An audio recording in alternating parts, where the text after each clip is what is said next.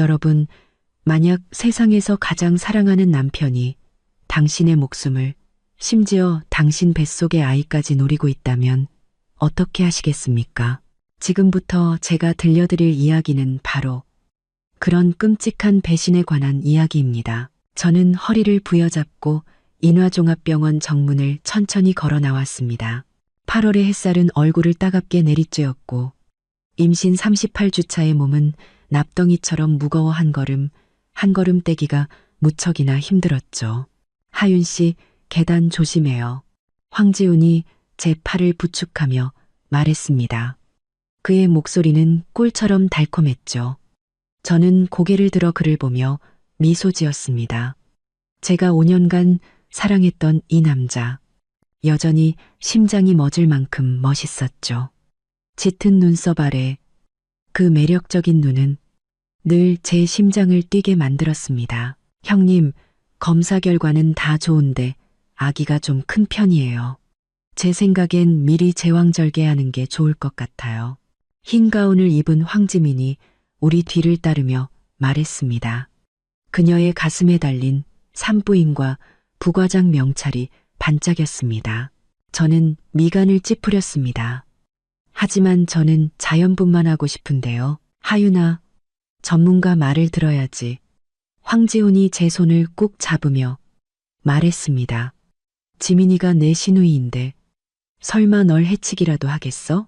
황지민이 금태 안경을 고쳤으며 상냥하게 웃었습니다. 형님, 요즘 제왕절개 기술이 얼마나 발전했는데요. 자연분만보다 훨씬 안전해요. 형님 나이도 적지 않고 처사이인데 굳이 위험을 감수할 필요 없잖아요. 저는 입술을 깨물고 아무 말도 하지 않았습니다. 35살에 임신했으니 노사는 맞지만 꾸준히 요가와 수영을 해서 모든 수치가 건강했거든요. 이상하게도 임신 초기부터 황지훈과 그의 동생은 계속해서 제왕절개를 권했습니다. 자, 일단 집에 가요. 가서 다시 생각해봐요. 황지훈이 차 키를 받아들고는 내가 차 가져올 테니 여기서들 기다려요. 라고 말했습니다. 그가 멀어지는 뒷모습을 보는데 문득 낯설게 느껴졌습니다. 결혼 3년 동안 그는 저에게 뭐든 맞춰주었지만 제가 임신한 후부터 점점 강압적으로 변했습니다. 특히 출산 방식에 대해서는 더욱 그랬죠. 형님, 안색이 안 좋아 보이는데 들어가서 좀 쉬실래요? 황지민이 걱정스럽게 물었습니다. 저는 고개를 저었습니다. 아니, 괜찮아. 그냥 좀 오래 서 있어서 그런가 봐. 아, 맞다. 형님 진료기록부를 진료실에 두고 왔네요. 제가 가서 가져올게요. 그녀는 뒤돌아서 서둘러 병원 안으로 들어갔습니다. 저는 벤치에 앉아 부풀어 오른 배를 쓰다듬었습니다. 아기가 안에서 발길질하며 화답하는 것 같았죠. 문득 허리에서 찌르는 듯한 통증이 느껴졌습니다. 그리고 동시에 정신이 번쩍 들었습니다. 내 진료기록부는 분명 가방 안에 있는데 황지민은 왜 거짓말을 한 걸까? 불길한 예감이 온몸을 휩쌌습니다. 저는 허리 통증을 참고 일어나 조용히 그녀의 뒤를 밟았습니다. 인화종합병원 산부인과는 3층에 있었습니다. 엘리베이터를 타고 올라가 복도 모퉁이에 막 다다랐을 때 의사 사무실에서 황지민의 목소리가 들려왔습니다. 오빠, 무조건 형님 제왕절개 하도록 설득해야 해. 수술 중에 과다출혈 사고가 나도록 다 준비해 놨어. 순간 온몸에 피가 멎는 듯 했습니다. 저는 숨을 죽이고 벽에 바싹 붙었습니다. 확실한 거지? 조금의 실수도 없어야 해. 제 남편의 목소리였습니다. 걱정 마. 수술 집도인은 내 대학 동기고 마취과 의사도 우리 사람이야. 일단 수술대 위에 눕기만 하면 사는 건지 죽는 건지는 그 여자 마음대로 안 될걸. 황지민의 웃음소리에 온몸에 소름이 돋았습니다. 그 여자가 죽으면 그 1,000억 원의 재산 우리 둘이 반반 나누는 거야. 조용히 해. 황지훈이 목소리를 낮췄습니다. 이 일은 절대 실패하면 안 돼. 아버님께서 서신에 회사를 넘겨받으실 날만 기다리고 계시다고. 저는 다리가 풀려 바닥에 주저앉을 뻔했습니다. 황급히 벽을 붙잡았죠. 손톱이 손바닥을 깊게 파고들었습니다. 이것이 내가 사랑했던 남편이고 친동생처럼 아꼈던 시누이였습니다. 그들은 제 목숨뿐만 아니라 아버지가 남겨주신 모든 것을 빼앗으려 하고 있었습니다. 누구야? 황지민이 갑자기 날카롭게 소리쳤습니다. 저는 눈물을 삼키며 뒤돌아 뛰기 시작했습니다. 들키면 안 돼. 절대로. 엘리베이터를 탈 시간도 없었습니다. 비상계단 문을 열고 비틀거리며 아래로 뛰어내렸습니다. 배가 계속해서 뭉치며 아파왔지만 신경 쓸 겨를이 없었습니다. 머릿속에는 방금 들었던 대화만이 맴돌았습니다. 10년의 연애, 5년의 결혼 생활. 이 모든 것이 정교하게 설계된 사기극이었습니다. 1층에 다다랐을 때 저는 이미 땀으로 흠뻑 젖어 있었습니다.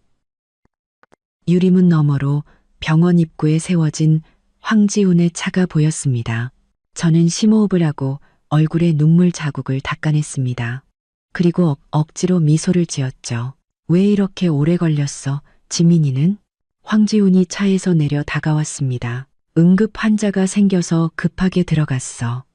제 목소리가 떨리자 황급히 기침으로 얼버무렸습니다. 나 몸이 좀 안 좋아서 먼저 집에 가고 싶어. 그는 다정하게 저를 차에 태우며 말했습니다. 너무 더워서 그런가? 에어컨 더 세게 틀어줄게. 그의 자상한 모습을 보니 속이 울렁거렸습니다. 이 남자는 어쩌면 이렇게 위선적일 수 있을까요? 저는 허벅지를 세게 꼬집으며 들키지 말자고 스스로를 다잡았습니다. 집으로 가는 내내 그는 제왕절개의 장점에 대해 늘어놓았습니다. 저는 창밖을 보며 듣는 척했지만 사실 그의 말 한마디 한마디가 칼날처럼 가슴에 박혔습니다. 참, 다음 주 수요일이 장인어른 기일이지? 그가 갑자기 물었습니다. 저는 가슴이 철렁했습니다. 장인어른께서 외손주 태어나는 걸 보셨으면 얼마나 좋았을까. 그 교통사고는 정말 너무 갑작스러웠어. 그가 한숨을 쉬었습니다. 백미러를 통해 그의 눈을 보았습니다. 거기엔 슬픔이 아닌 탐욕만이 가득했습니다. 끔찍한 생각이 스쳐 지나갔습니다. 아버지의 교통사고. 그것도 혹시 사고가 아니었던 건 아닐까? 집에 도착하자마자 저는 피곤하다는 핑계로 침실 문을 잠갔습니다. 그제야 소리내어 울 수 있었지만 소리가 새어나갈까. 두려워 베개에 얼굴을 묻고 소리 없이 흐느꼈습니다. 실컷 울고 난 뒤 저는 눈물을 닦고 비상용 휴대폰을 꺼내 들었습니다. 첫 전화는 절친 민지에게 걸었습니다. 여보세요? 민지야, 나야. 큰일 났어. 저는 목소리를 낮췄습니다. 전화기 너머로 몇 초간 침묵이 흘렀습니다. 너 어디야? 안전한 거야? 지금은 안전해. 저는 입술을 깨물며 말했습니다. 박 변호사님 좀 만나야겠어. 최대한 빨리. 알았어. 늘 가던 곳에서 2시간 뒤에 보자. 진정하고 절대 티내지 마. 민지는 침착했습니다. 전화를 끊고 저는 금고를 열어 아버지가 남겨주신 서류들을 꺼냈습니다. 유언장, 회사 지분 증명서, 그리고 각종 자산 증명 서류들이었죠. 아버지는 돌아가시기 전 1,000억 원이 넘는 모든 재산을 제게 남겨주셨습니다. 이제 누군가 그 돈 때문에 저와 제 아이의 목숨을 노리고 있었습니다. 저는 배를 어루만지며 뱃속의 작은 생명을 느꼈습니다. 아가, 엄마가 꼭 지켜줄게. 우리를 해치려는 사람들에게 반드시 대가를 치르게 할 거야. 그때 문 밖에서 발소리가 들렸습니다. 저는 서둘러 서류를 숨겼습니다. 하윤아, 닭곰탕 끓였는데 좀 먹을래? 황지훈의 목소리는 여전히 물처럼 부드러웠습니다. 저는 심호흡을 하고 웃는 얼굴로 대답했습니다. 응, 지금 나갈게. 게임은 시작되었습니다. 황지훈, 과연 누가 최후의 승자가 될지 두고 보자. 황지훈은 닭곰탕을 들고 들어왔습니다. 그의 얼굴에는 제가 한때 가장 사랑했던 그 다정한 미소가 걸려 있었죠. 하지만 이제 그의 입꼬리는 마치 독사의 혀처럼 느껴질 뿐이었습니다. 식기 전에 마셔. 3시간이나 푹 고았어. 그는 그릇을 침대 옆 협탁에 놓고는 제 배를 만지려고 손을 뻗었습니다. 저는 반사적으로 몸을 뒤로 뺐습니다. 그의 손이 허공에서 멈칫했고 눈빛에 의아함이 스쳤습니다. 왜 그래? 어디 안 좋아? 아기가 너무 세게 차서. 저는 억지로 웃으며 닭곰탕을 받아 들었습니다. 고마워, 여보. 당신 정말 최고야. 닭곰탕의 구수한 냄새가 코를 찔렀지만 저는 순간 경계심이 들었습니다. 이 안에 무언가 들어있지는 않을까. 임신한 이후로 황지우는 유난히 살갑게 굴며 매일같이 제게 좋은 보양식을 챙겨줬습니다. 예전에는 그 모습에 감동했지만 지금은 공포스러울 뿐이었습니다. 왜 안 마셔? 그가 저를 빤히 쳐다봤습니다. 그의 눈빛 깊은 곳에선 초조함이 희미하게 느껴졌습니다.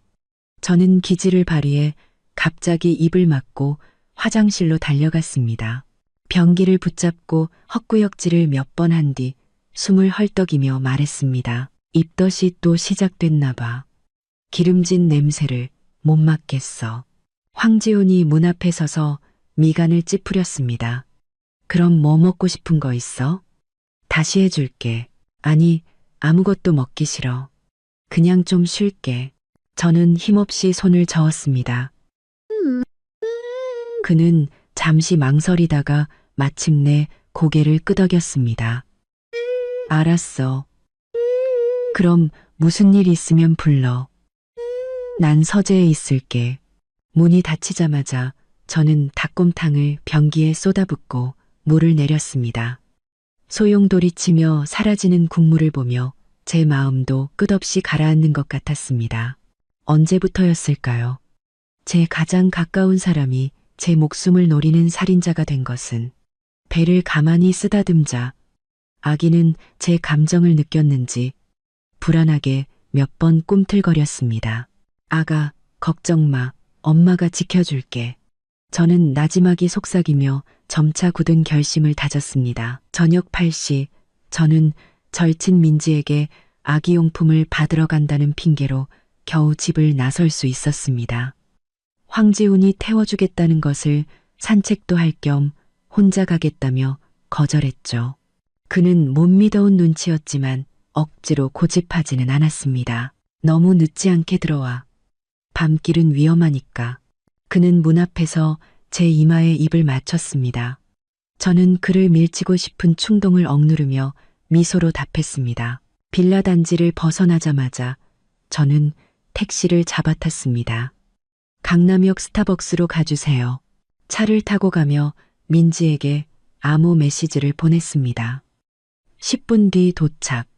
차창 밖으로 도시의 네온 사인이 화려하게 빛났지만 제 몸은 오한이 드는 듯 추웠습니다. 세상은 갑자기 낯설어졌고 가장 가까운 사람조차 믿을 수 없게 되었습니다. 스타벅스 구석자리에 민지가 이미 와 있었습니다.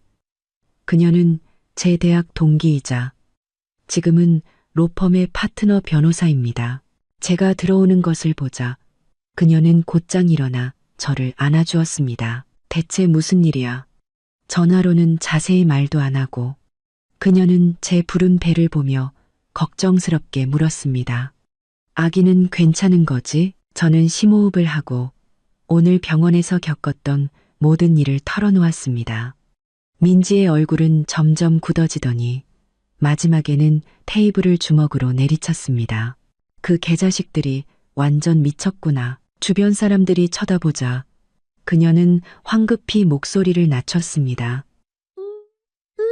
정말 잘못 들은 거 아니지? 한 글자도 틀림없어. 저는 이를 악물었습니다. 자기들끼리 돈 나눌 계획까지 다 세워놨더라고. 민지가 제 손을 잡았습니다. 걱정 마, 내가 있잖아. 박 변호사님도 곧 오실 거야. 말이 끝나기 무섭게 회색 정장을 입은 중년 남성이 빠른 걸음으로 다가왔습니다. 박진우 변호사님, 아버지의 전담 변호사이자 제가 어릴 때부터 저를 지켜봐 주신 분입니다. 하윤아, 민지한테 대충 이야기는 들었다. 그의 표정은 심각했습니다. 이건 아주 심각한 문제야. 신중하게 처리해야 해. 저는 고개를 끄덕였습니다. 박 변호사님, 이제 저 어떻게 해야 해요?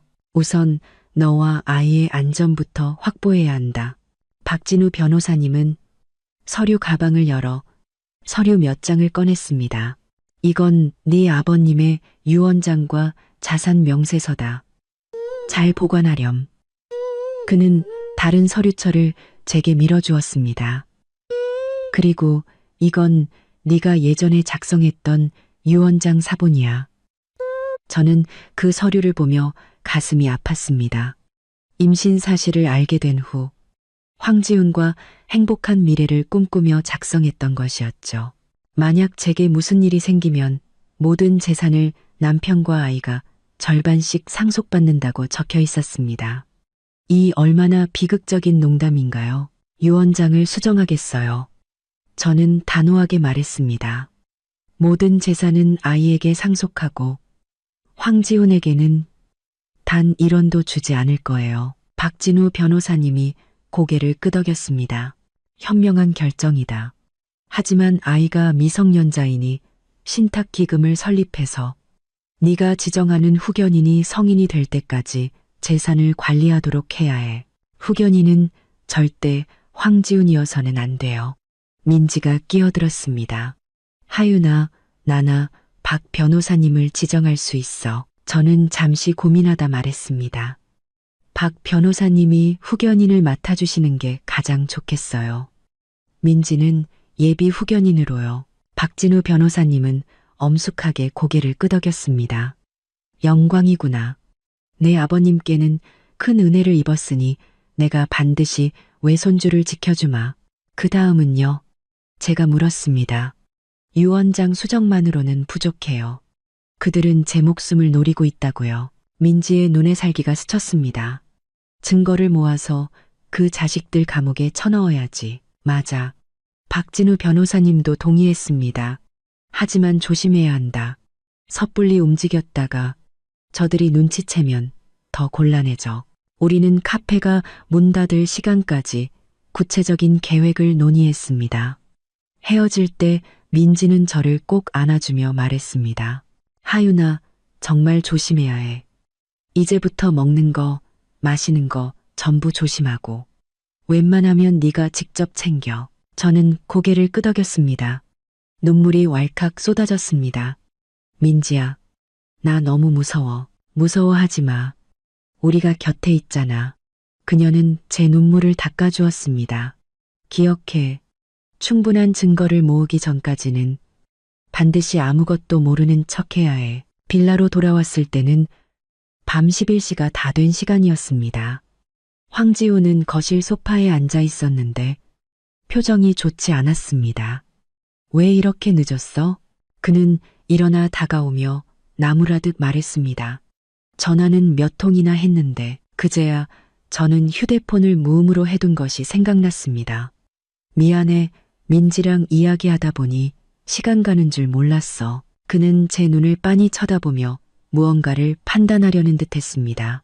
정말 그냥 얘기만 한 거야? 저는 가슴이 철렁했지만 겉으로는 애교를 부렸습니다. 그럼 뭐겠어? 임산부 둘이서 뭘 하겠다고. 민지도 임신 6개월이잖아. 황지훈의 표정이 그제야 누그러졌습니다. 그는 제 허리를 감싸 안으며 말했습니다. 널 걱정해서 그러지. 지금 넌 우리 집 특별 보호 대상이라고. 저는 그의 품에 기댔습니다.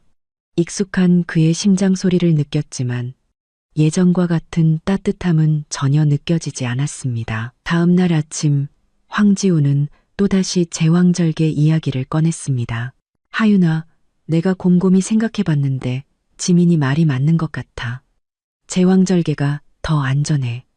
그는 제게 우유를 따라주며 말했습니다. 우리 전문가 의견을 따르는 게 좋겠지? 저는 입술을 깨물며 망설이는 척했습니다. 하지만 제왕절개는 회복도 느리고 흉터도 남는다고 하던데, 흉터는 나중에 시술로 없애면 되고 회복이 느리면 최고의 산후도우미를 구하면 되지. 그가 제 손을 잡으며 말했습니다. 내 안전보다 중요한 건 없어. 그의 진심 어린 눈빛을 보니 하마터면 또 마음이 약해질 뻔했습니다. 하지만 병원에서 들었던 그의 말을 떠올리자 제 마음은 다시 차갑게 식었습니다. 그럼 약속해줘. 대한민국 최고의 의사 선생님으로 알아봐 주겠다고. 저는 결국 그의 뜻에 따르기로 했습니다. 황지은의 얼굴에 기쁨이 스쳐 지나갔습니다. 당연하지. 지민이가 벌써 국내 최고의 산부인과 전문의를 섭외해놨대. 절대 안전할 거야. 절대 안전하게 나를 수술대 위에서 죽이려는 거겠지. 저는 속으로 냉소했습니다. 아침 식사 후 황지우는 회사에 갔습니다. 저는 즉시 박 변호사님이 소개해준 사설 탐정에게 연락했습니다. 서하윤 씨, 조사는 이미 시작했습니다. 전화기 너머에서 낮은 남자의 목소리가 들려왔습니다. 남편분께서 최근에 거액의 자금을 해외 계좌로 이체한 사실을 확인했습니다. 30억 원입니다. 가슴이 철렁했습니다. 수취인이 누군지 알 수 있나요? 최수아라는 여성입니다. 싱가포르에 거주 중이고 현재 배경을 조사하고 있습니다. 최수아. 낯선 이름이었습니다. 황지우는 단 한 번도 언급한 적이 없었죠. 계속 조사해 주세요. 저는 말했습니다. 특히 황지훈과 황지민의 모든 통화, 기록과 자금 거래 내역을요. 알겠습니다. 그리고 한 가지 더. 황지민 씨가 어제 오후에 한 개인 병원에서 마취과 과장인 이강민 의사를 만났습니다. 저는 수화기를 꽉 쥐었습니다. 무슨 얘기를 했는지 알 수 있나요? 진료실 방음이 너무 잘 돼서 내용은 녹음하지 못했습니다. 하지만 헤어질 때 악수를 하는 등 무언가 합의에 이른 것처럼 보였습니다. 등골이 오싹해졌습니다. 그들은 이미 구체적으로 사고를 계획하고 있었던 겁니다. 전화를 끊은 뒤 저는 창가에 앉아 멍하니 있었습니다. 햇살은 따스했고 정원의 장미는 활짝 피어 있었습니다. 황지훈이 장미를 좋아하는 저를 위해 특별히 꾸민 정원이었죠. 예전에는 이 정원이 달콤했지만 지금은 잔인하게만 느껴졌습니다. 오후에 황지민이 갑자기 찾아왔습니다. 형님, 몸에 좋은 것 좀 사왔어요. 그녀는 웃으며 선물 상자 몇 개를 건넸습니다. 다 임산부한테 좋은 거예요. 선물 상자를 받아보니 모두 수입 고급 영양제였습니다.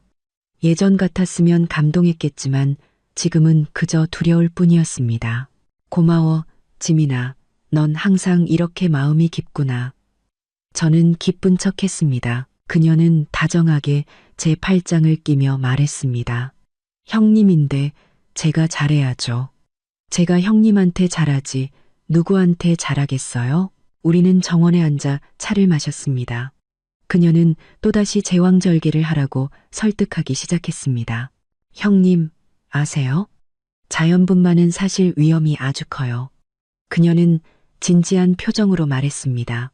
특히 형님 같은 고령 산모는 출산이 길어져서 태아가 위험해질 수 있어요. 저는 조용히 듣고 있다가 불쑥 물었습니다. 지민아, 넌 왜 그렇게 내 출산 방식에 신경을 쓰는 거야? 그녀는 잠시 멈칫하더니 이내 웃으며 말했습니다. 가족이니까 당연히 신경 쓰이죠. 정말 그것뿐이야. 저는 그녀의 눈을 똑바로 쳐다봤습니다. 순간 그녀의 눈빛이 흔들리는 것을 본 것 같았지만 곧 완벽한 미소 뒤로 감춰졌습니다. 그럼요. 다른 이유가 뭐가 있겠어요. 저는 고개를 끄덕이며 더는 묻지 않았습니다. 하지만 속으로는 이 남매에게 분명 다른 꿍꿍이가 있다는 것을 확신했습니다. 저녁 식사 때 황지훈이 돌아왔습니다. 기분이 무척 좋아 보였습니다. 좋은 소식이 있어. 그는 제 뺨에 입을 맞추며 말했습니다. 큰 프로젝트를 하나 따냈는데 성공하면 이만큼 벌 수 있어. 그는 손가락으로 숫자를 표시했습니다. 500억? 제가 추측했습니다. 5천억. 그가 의기양양하게 말했습니다. 그때가 되면 더 큰 집으로 이사가서 우리 아기한테 최고의 환경을 만들어주자. 저는 억지로 웃었지만 속으로는 피눈물이 났습니다. 그가 이렇게 돈을 벌고 싶어 하는 것은 그 1,000억 원의 유산을 하루빨리 나누고 싶어서가 아닐까요? 밤에 저는 잠든 척했습니다. 황지훈의 숨소리가 고르게 변하자 조용히 베개 밑에 숨겨둔 비상용 휴대폰을 꺼냈습니다. 사설 탐정에게서 새로운 메시지가 와 있었습니다. 최수아의 배경조사 완료. 황지훈의 대학 시절 여자친구로 3년 전 싱가포르로 이민. 최근 두 사람의 연락이 잦았고 거액의 자금 거래가 있었음. 첨부된 사진 몇 장은 제게 큰 충격을 주었습니다. 황지훈과 최수아의 다정한 사진이었는데 촬영 시점이 불과 한 달 전이었습니다. 그는 그때 싱가포르로 출장을 간다고 했었죠. 그는 이미 바람을 피우고 있었던 겁니다. 어쩌면 제가 죽은 뒤 옛 연인과 함께 훨훨 날아갈 계획까지 세워뒀을지도 모릅니다. 저는 울음소리가 새어나가지 않도록 입술을 깨물었지만 눈물은 멈추지 않고 흘러내려 베개를 적셨습니다. 그때 황지훈이 갑자기 몸을 뒤척였습니다. 저는 황급히 휴대폰을 숨기고 잠든 척했습니다. 그는 조용히 일어나 저를 한번 쳐다보더니 살금살금 침실을 나갔습니다. 저는 숨을 죽이고 문가로 다가갔습니다. 서재문이 살짝 열려 있었고 그 안에서 그의 낮은 목소리가 들려왔습니다. 다 준비됐어. 다음 주 수요일. 절대 실수 없이. 끊어지는 단어들이 귓가에 맴돌았습니다. 다음 주 수요일. 아버지의 기일. 바로 다음 날이었습니다. 그들은 일부러 그런 날을 골라 일을 꾸미려 하다니 정말 악랄하기 짝이 없었습니다. 저는 조용히 침대로 돌아왔습니다. 심장이 미친 듯이 뛰었습니다. 시간이 얼마 남지 않았습니다. 서둘러 움직여야 했습니다. 다음 날 저는 산전 우울증을 핑계로 황지훈에게 심리 상담을 받으러 가자고 했습니다. 사실 그 심리 상담사는 박 변호사님이 섭외한 녹음 전문가였습니다. 그는 제 몸에 아주 작은 녹음 장치를 설치해 주었습니다. 이걸로 48시간 연속 녹음이 가능합니다. 증거를 모으기엔 충분할 겁니다. 집으로 돌아오자 황지훈은 제게 더욱 살갑게 굴었습니다. 그는 자신의 모든 말이 녹음되고 있다는 사실을 꿈에도 모른 채 말했죠. 하윤아, 아기 태어나면 우리 세계 일주 떠나자. 네가 그렇게 가고 싶어 했던 유럽. 첫 번째 목적지는 파리로 하는 거야. 예전 같았으면 행복하게 고개를 끄덕였겠지만 지금 제 귀에는 네가 죽으면 네 돈으로 내가 신나게 놀아줄게라는 말로 들렸습니다. 저녁에는 황지민이 또 와서 저녁을 먹었습니다. 식탁에서 그 남매는 찰떡궁합을 자랑하며 계속해서 제왕절개를 권했습니다. 오빠, 김 여사님 기억나? 자연분만 하다가 과다출혈로 큰일 날 뻔했잖아. 황지민이 아무렇지 않게 말했습니다. 황지훈은 기다렸다는 듯이 고개를 끄덕였습니다. 아, 정말 끔찍했지. 다행히 응급처치를 잘해서 살았지만 저는 고개를 숙이고 밥을 먹으며 손톱으로 손바닥을 찔렀습니다. 그들은 제 사고를 위한 밑밥을 깔고 있었던 겁니다. 식사 후 황지훈은 전화를 한 통 받더니 표정이 약간 굳어졌습니다. 회사에 급한 일이 생겨서 좀 나가봐야겠어. 이렇게 늦은 시간에 저는 즉시 경계심을 굳혔습니다. 그가 나간 뒤 저는 몰래 설치해둔 위치 추적 앱을 켰습니다. 사설 탐정이 황지훈의 차에 설치해준 것이었죠. 지도에는 그의 차가 교회의 한 고급 아파트로 향하고 있는 것이 표시되었습니다. 1시간 뒤 차는 한 빌라 앞에 멈췄습니다. 지도를 확대해 보니 가슴이 철렁 내려앉았습니다.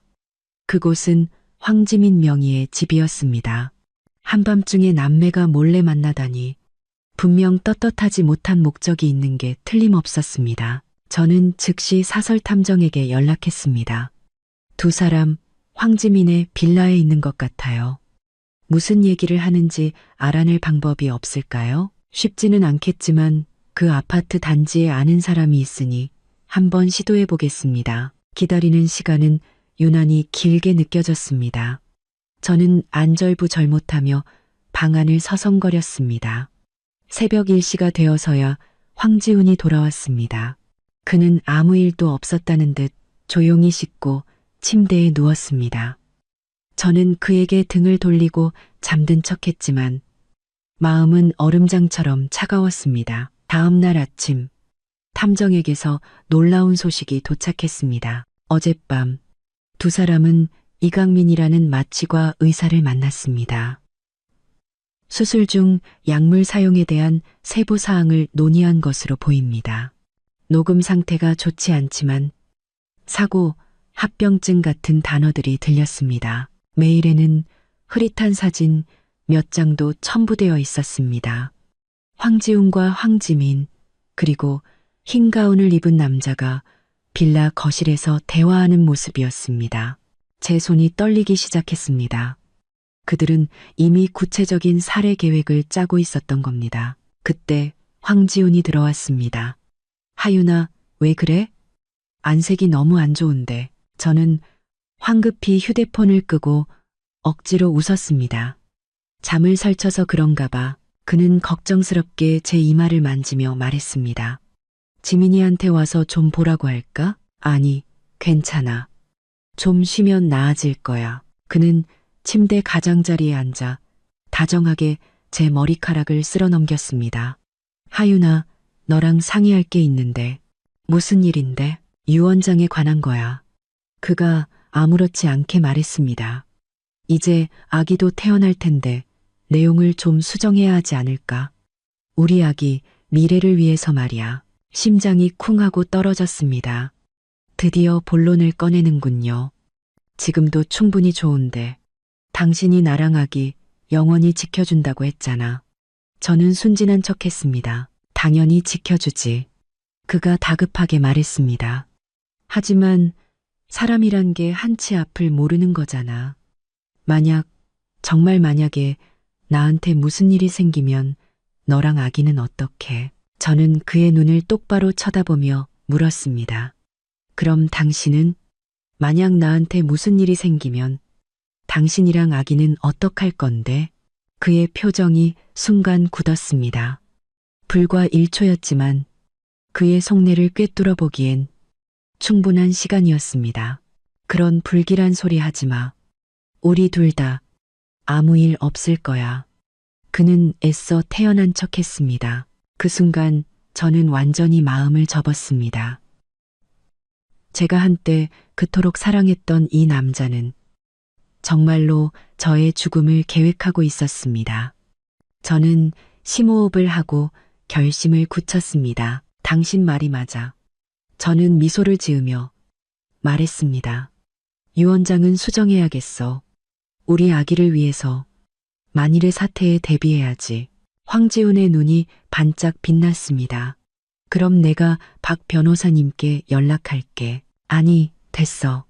저는 고개를 저었습니다. 내가 이미 오후에 오시라고 약속 잡아놨어. 그가 잠시 멈칫했습니다. 언제? 어제. 저는 태연하게 말했습니다. 당신이 최악의 상황을 대비해야 한다고 했잖아. 밤새 생각해보니 그 말이 맞는 것 같아서. 그의 표정은 기쁨과 불안이 뒤섞여 복잡해 보였습니다. 그래서 어떻게 수정할 생각인데 오후에 보면 알게 될 거야. 저는 의미심장한 미소를 지었습니다. 황지우는 더는 묻지 않았지만 어딘가 들떠 보였습니다. 발걸음조차 가벼워 보였죠. 그는 분명 제가 더 많은 재산을 자신에게 남겨줄 거라고 생각하고 있을 겁니다. 참으로 가련하고 우스운 일이었습니다. 오후 2시 박 변호사님이 시간에 맞춰 도착했습니다. 황지우는 저와 함께 있겠다며 일부러 집에 남아 있었습니다. 서재에서 박 변호사님이 서류를 펼쳤습니다. 서하윤 씨, 정말 유언장을 수정하시겠습니까? 저는 고개를 끄덕이며 옆에 앉은 황지훈을 쳐다봤습니다. 지훈 씨랑 상의했어요. 우리 아기 미래를 위해서 좀 더 확실하게 준비해둬야 할 것 같아서요. 황지훈이 제 손을 잡으며 박 변호사님께 말했습니다. 네, 변호사님.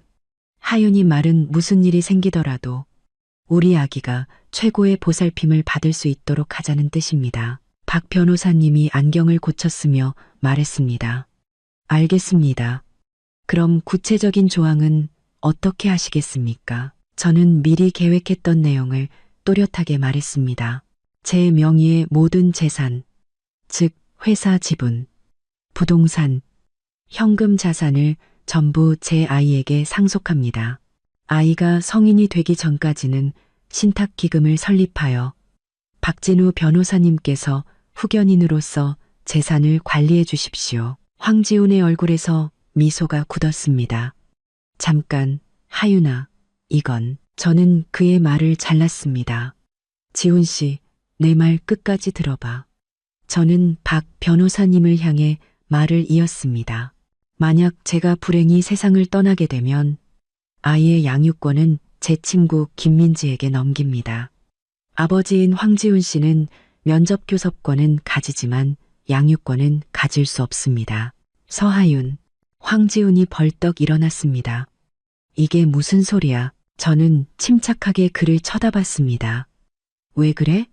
당신이 말한 대로 우리 아기를 위해 최악의 상황을 대비하는 거잖아. 그의 얼굴이 새빨개졌습니다.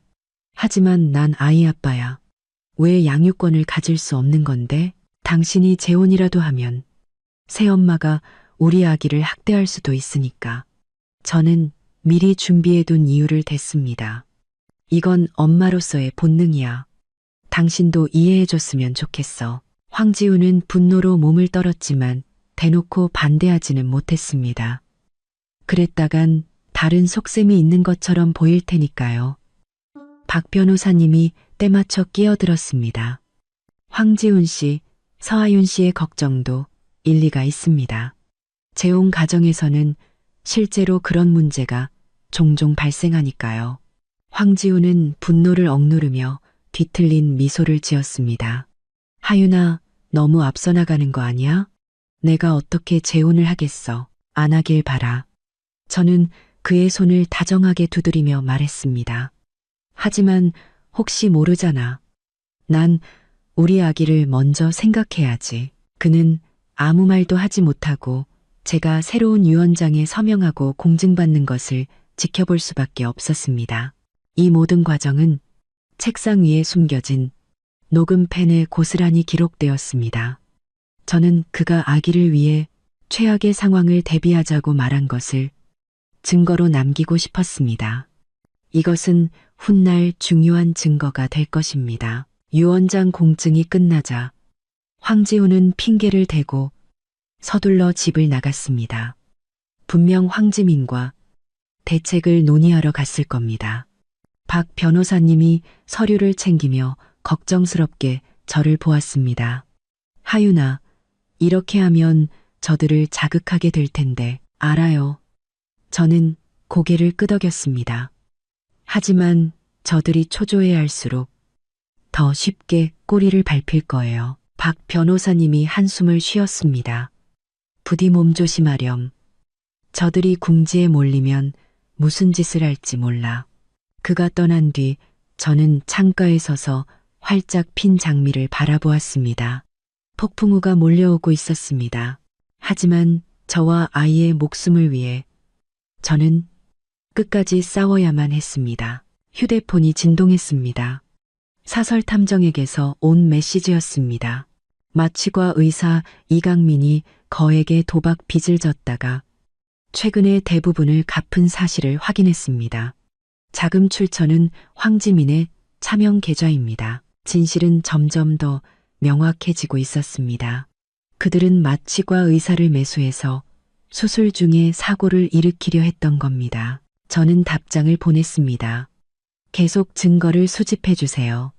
자금 흐름과 통화 기록에 집중해서요. 휴대폰을 내려놓고 저는 배를 쓰다듬었습니다. 아가, 걱정 마. 엄마가 지켜줄게. 해질녘 황지훈이 돌아왔습니다. 그의 얼굴은 잿빛처럼 어두웠지만 그는 여전히 다정한 척하며 제게 저녁을 차려주었습니다. 하윤아, 오늘 피곤했지? 네가 제일 좋아하는 생선 맑은 탕 끓였어. 저는 뽀얀 국물의 탕을 보며 강한 직감을 느꼈습니다. 이 탕 마시면 안 돼. 나 화장실 좀 먼저 다녀올게. 저는 자리에서 일어났습니다. 화장실에서 저는 몰래 은수저를 꺼냈습니다. 아버지가 살아계실 때 독을 감지할 수 있다며 주신 선물이었습니다. 식탁으로 돌아와 황지훈이 한눈 파는 사이에 은수저를 탕에 담갔다 뺐습니다. 수저 끝이 희미하게 검게 변해 있었습니다. 순간 온몸에 피가 멎는 듯 했습니다. 그들은 수술 날까지 기다릴 여유도 없이 당장 저를 해치려 하고 있었던 겁니다. 여러분, 만약 세상에서 가장 사랑하는 남편이 당신의 목숨을, 심지어 당신 뱃속의 아이까지 노리고 있다면 어떻게 하시겠습니까? 지금부터 제가 들려드릴 이야기는 바로 그런 끔찍한 배신에 관한 이야기입니다. 저는 무거운 몸을 이끌고 인화종합병원 정문을 나섰습니다. 8월의 햇살은 따가웠고 임신 38주차의 몸은 납덩이처럼 무거워 한 걸음이 천근만근이었죠. 하윤 씨, 계단 조심해요. 황지훈이 제 팔을 부축하며 속삭였습니다. 꿀처럼 달콤한 목소리였죠. 저는 그를 보며 미소 지었습니다. 제가 5년간 사랑했던 남자, 여전히 심장이 멎을 만큼 멋있었습니다. 짙은 눈썹, 그 매력적인 눈은 늘 제 심장을 뛰게 만들었으니까요. 형님, 검사 결과는 좋은데 아기가 좀 커요. 제왕절개를 미리 하는 게 좋을 것 같아요. 흰 가운을 입은 황지민이 뒤따르며 말했습니다. 그녀의 가슴에 달린 산부인과 부과장 명찰이 번쩍였습니다. 저는 미간을 찌푸렸습니다. 하지만 난 자연분만 하고 싶은데, 하윤아, 전문가 말을 들어야지. 황지훈이 제 손을 꾹 잡았습니다. 지민이가 내 신우인데 설마 해치기라도 하겠어? 황지민이 금태 안경을 고쳤으며 상냥하게 웃었습니다. 형님, 요즘 제왕절개 기술이 얼마나 발전했는데요. 훨씬 안전해요. 처사이인데 굳이 위험을 감수할 필요 없잖아요. 저는 입술을 깨물었습니다. 35살 노산이지만 꾸준한 관리 덕분에 몸 상태는 최상이었습니다. 그런데도 이상하게 임신 초기부터 두 사람은 계속 제왕절개를 권했습니다. 자, 일단 집에 가요. 가서 다시 생각해 보자고요. 황지훈이 차 키를 받으며 말했습니다. 내가 차 가져올 테니 여기서들 기다려요. 멀어지는 그의 뒷모습이 문득 낯설게 느껴졌습니다. 결혼 3년 내내 다정했던 그가 임신 후부터 점점 강압적으로 변했습니다. 특히 출산 방식 문제에선 더 그랬죠. 형님, 안색이 안 좋아 보이는데 들어가서 좀 쉬시겠어요? 황지민이 걱정스럽게 물었습니다. 저는 고개를 저었습니다. 괜찮아. 그냥 좀 오래 서 있었나 봐. 아, 맞다. 형님 진료 기록부를 두고 왔네요. 제가 가서 가져올게요. 그녀는 서둘러 병원 안으로 들어갔습니다. 저는 벤치에 앉아 부른 배를 쓰다듬었죠. 아기가 안에서 발길질하며 화답하는 것 같았습니다. 문득 허리에 찌르는 듯한 통증과 함께 정신이 번쩍 들었습니다. 내 진료 기록부는 분명 가방 안에 있는데 황지민은 왜 거짓말을 한 걸까? 불길한 예감이 온몸을 휩쌌습니다. 저는 통증을 참고 조용히 그녀의 뒤를 쫓았습니다. 산부인과는 3층이었습니다.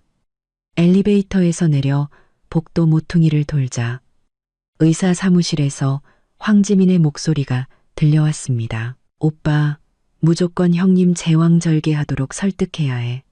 수술 중에 과다출혈 사고가 나도록 다 준비해놨다고. 순간 온몸에 피가 멎는 듯 했습니다. 저는 숨을 죽이고 벽에 바싹 붙었습니다. 확실한 거지? 조금의 실수도 없어야 해. 분명 제 남편의 목소리였습니다. 걱정 마. 집도인은 내 대학 동기고 마취과 의사도 우리 사람이야. 일단 수술대에 눕기만 하면 사는 것도 죽는 것도 그 여자 마음대로는 안 될걸. 황지민의 웃음소리에 온몸에 소름이 돋았습니다. 그 여자가 죽으면 그 1,000억 원 우리 둘이 반반 나누는 거야. 조용히 해. 황지훈이 목소리를 낮췄습니다. 이 일은 절대 실패하면 안 돼. 아버님께서 서신의 회사를 넘겨받으실 날만 기다리고 계신다고. 다리가 풀려 주저앉을 뻔했습니다. 황급히 벽을 붙잡았죠. 손톱이 손바닥을 깊게 파고들었습니다. 이것이 내가 사랑했던 남편이고 친동생처럼 아꼈던 시누이였습니다. 그들은 제 목숨뿐 아니라 아버지가 남겨주신 모든 것을 노리고 있었습니다. 누구야? 황지민이 날카롭게 소리쳤습니다. 저는 눈물을 삼키며 뒤돌아 뛰었습니다. 들키면 안 돼. 절대로. 엘리베이터를 기다릴 틈도 없이 비상계단으로 뛰어내렸습니다. 배가 아파왔지만 신경 쓸 겨를이 없었습니다. 머릿속에는 방금 들었던 대화만이 맴돌았습니다. 10년의 연애, 5년의 결혼, 모든 것이 정교한 사기극이었습니다. 1층에 다다랐을 땐 이미 땀으로 흠뻑 젖어 있었습니다. 유리문 너머로 황지훈의 차가 보였습니다. 저는 심호흡을 하고 눈물을 닦아냈습니다. 그리고 억지로 미소를 지었죠. 왜 이렇게 오래 걸렸어, 지민이는. 황지훈이 차에서 내려 다가왔습니다. 응급 환자가 생겼대. 제 목소리가 떨리자 황급히 기침으로 얼버무렸습니다. 나 몸이 좀 안 좋아서 먼저 집에 가고 싶어. 그는 다정하게 저를 차에 태우며 말했습니다. 더워서 그런가? 에어컨 더 세게 틀게. 그의 자상한 모습에 속이 울렁거렸습니다. 어쩌면 이렇게 위선적일 수 있을까요? 저는 허벅지를 꼬집으며 들키지 말자고 스스로를 다잡았습니다. 집으로 가는 길 그는 제왕절개의 장점만 늘어놓았습니다. 저는 창밖을 보며 듣는 척했지만 그의 말 한마디 한마디가 칼날처럼 가슴에 박혔습니다. 참, 다음 주 수요일이 장인어른 기일이지? 그가 갑자기 물었습니다. 가슴이 철렁했습니다. 장인어른께서 외손주 태어나는 걸 보셨으면 얼마나 좋았을까. 그 교통사고는 너무 갑작스러웠어. 그가 한숨을 쉬었습니다. 백미러에 비친 그의 눈에는 슬픔이 아닌 탐욕만이 가득했습니다. 끔찍한 생각이 스쳤습니다. 아버지의 교통사고, 그것도 혹시 사고가 아니었던 걸까? 집에 도착하자마자 저는 피곤하다는 핑계로 침실 문을 잠갔습니다. 그제야 소리 내올 수 있었지만 베개에 얼굴을 묻고 소리 없이 흐느꼈습니다. 한참을 운 뒤 저는 눈물을 닦고 비상용 휴대폰을 꺼내 절친 민지에게 전화했습니다. 여보세요? 민지야, 나야. 큰일 났어. 저는 목소리를 낮췄습니다. 몇 초간 침묵이 흘렀습니다. 너 어디야? 안전해. 지금은 안전해. 저는 입술을 깨물며 말했습니다.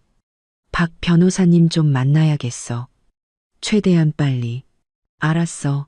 늘 가던 곳 2시간 뒤에 보자. 진정하고 절대 티내지 마. 민지는 침착했습니다. 전화를 끊고 금고에서 아버지가 남겨주신 서류들을 꺼냈습니다. 유언장, 회사 지분, 각종 자산 증명서들. 아버지는 1,000억 원이 넘는 모든 재산을 제게 남겨주셨습니다.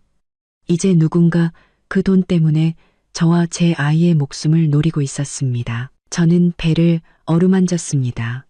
아가, 엄마가 꼭 지켜줄게. 우리를 해치려는 자들에게 반드시 대가를 치르게 할 거야. 그때 문 밖에서 발소리가 들렸습니다. 저는 서둘러 서류를 숨겼습니다. 하윤아, 닭곰탕 끓였는데 좀 먹을래? 황지훈의 목소리는 여전히 부드러웠습니다. 저는 심호흡을 하고 웃는 얼굴로 대답했습니다. 응, 지금 나갈게. 게임은 시작되었습니다. 황지훈, 과연 누가 최후의 승자가 될지 두고 보자. 황지훈은 닭곰탕을 들고 들어왔습니다. 얼굴에는 제가 한때 가장 사랑했던 그 다정한 미소가 걸려 있었죠. 하지만 이제 그의 입꼬리는 독사의 혀처럼 느껴질 뿐이었습니다. 식기 전에 마셔. 3시간이나 푹 고았어. 그는 그릇을 협탁에 놓고 제 배를 만지려 손을 뻗었습니다. 저는 반사적으로 몸을 뒤로 뺐습니다. 그의 손이 허공에서 멈칫했고 눈빛에 의아함이 스쳤습니다. 왜 그래? 안 좋아? 아기가 너무 세게 차서. 저는 억지로 웃으며 닭곰탕을 받아들었습니다. 고마워, 여보. 당신 최고야. 구수한 냄새가 코를 찔렀지만 순간 경계심이 들었습니다. 이 안에 무언가 들어있지는 않을까. 임신 후 황지우는 유난히 살갑게 굴며 매일 보양식을 챙겨줬습니다. 예전엔 감동했지만 지금은 공포스러울 뿐이었습니다. 왜 안 마셔? 그가 저를 빤히 쳐다봤습니다. 눈빛 깊은 곳에 초조함이 서려 있었습니다. 저는 기지를 발휘해 갑자기 입을 막고 화장실로 달려갔습니다. 변기를 붙잡고 헛구역질을 몇 번 한 뒤 헐떡이며 말했습니다. 입덧이 또 시작됐나 봐. 기름진 냄새를 못 맡겠어. 황지훈이 문 앞에 서서 미간을 찌푸렸습니다. 그럼 뭐 먹고 싶은 거 있어? 다시 해줄게. 아니, 아무것도 먹기 싫어. 그냥 좀 쉴게. 저는 힘없이 손을 저었습니다. 그는 잠시 망설이다 마침내 고개를 끄덕였습니다. 알았어. 그럼 무슨 일 있으면 불러. 난 서재에 있을게. 문이 닫히자마자 저는 닭곰탕을 변기에 쏟아붓고 물을 내렸습니다. 소용돌이치는 국물을 보며 제 마음도 끝없이 가라앉는 듯했습니다. 언제부터였을까요? 가장 가까운 사람이 제 목숨을 노리는 살인자가 된 것은 배를 쓰다듬자 아기는 제 감정을 느꼈는지 불안하게 꿈틀거렸습니다. 아가, 걱정 마. 엄마가 지켜줄게. 저는 나지막이 속삭이며 결심을 다졌습니다. 저녁 8시. 저는 절친 민지에게 아기용품을 받으러 간다는 핑계로 겨우 집을 나섰습니다. 황지훈이 태워주겠다는 것을 산책 겸 혼자 가겠다며 거절했죠. 그는 못 믿어온 눈치였지만 고집하지는 않았습니다. 너무 늦지 않게 들어와. 밤길은 위험하니까. 그는 제 이마에 입을 맞췄습니다. 저는 그를 밀치고 싶은 충동을 억누르며 미소로 답했습니다. 빌라 단지를 벗어나자마자 저는 택시를 탔습니다. 강남역 스타벅스로 가주세요. 차 안에서 민지에게 암호 메시지를 보냈습니다. 10분 뒤 도착. 차창 박도시의 네온사인은 화려했지만 제 몸은 오한이 드는 듯 추웠습니다. 세상은 갑자기 낯설어졌고 가장 가까운 사람조차 믿을 수 없게 되었습니다. 스타벅스 구석자리에 민지가 이미 와 있었습니다. 그녀는 제 대학 동기이자 로펌의 파트너 변호사입니다. 제가 들어오는 것을 보자 그녀는 곧장 일어나 저를 안아주었습니다. 대체 무슨 일이야? 전화로는 자세히 말도 안 하고 그녀는 제 부른 배를 보며 걱정스럽게 물었습니다. 아기는 괜찮은 거지? 저는 심호흡을 하고 오늘 병원에서 겪었던 모든 일을 털어놓았습니다. 민지의 얼굴은 점점 굳어지더니 마지막에는 테이블을 주먹으로 내리쳤습니다. 그 개자식들이 미쳤구나. 주변 사람들이 쳐다보자 그녀는 황급히 목소리를 낮췄습니다. 정말 잘못 들은 거 아니지? 한 글자도 틀림없어. 저는 이를 악물었습니다. 자기들끼리 돈 나눌 계획까지 다 세워놨더라고. 민지가 제 손을 잡았습니다. 걱정 마, 내가 있잖아. 박 변호사님도 곧 오실 거야. 말이 끝나기 무섭게 회색 정장을 입은 중년 남성이 다가왔습니다. 박진우 변호사님, 아버지의 전담 변호사이자 제가 어릴 때부터 저를 지켜봐 주신 분입니다. 하윤아, 민지한테 대충 이야기는 들었다. 그의 표정은 심각했습니다. 이건 아주 심각한 문제야. 신중하게 처리해야 해. 저는 고개를 끄덕였습니다. 박 변호사님, 이제 저 어떻게 해야 해요? 우선 너와 아이의 안전부터 확보해야 한다. 박 변호사님은 서류 가방에서 서류 몇 장을 꺼냈습니다. 이건 내 아버님의 유언장과 자산 명세서다. 잘 보관하렴. 그는 다른 서류처를 제게 밀어주었습니다. 그리고 이건 네가 예전에 작성했던 유언장 사본이야. 저는 그 서류를 보며 가슴이 아팠습니다. 임신 후 황지훈과 행복한 미래를 꿈꾸며 작성했던 것이었죠.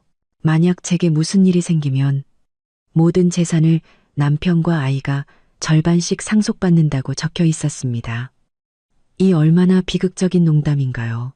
유언장을 수정하겠어요. 저는 단호하게 말했습니다. 모든 재산은 아이에게 상속하고 황지훈에게는 단 1원도 주지 않을 거예요. 박 변호사님이 고개를 끄덕였습니다. 현명한 결정이다.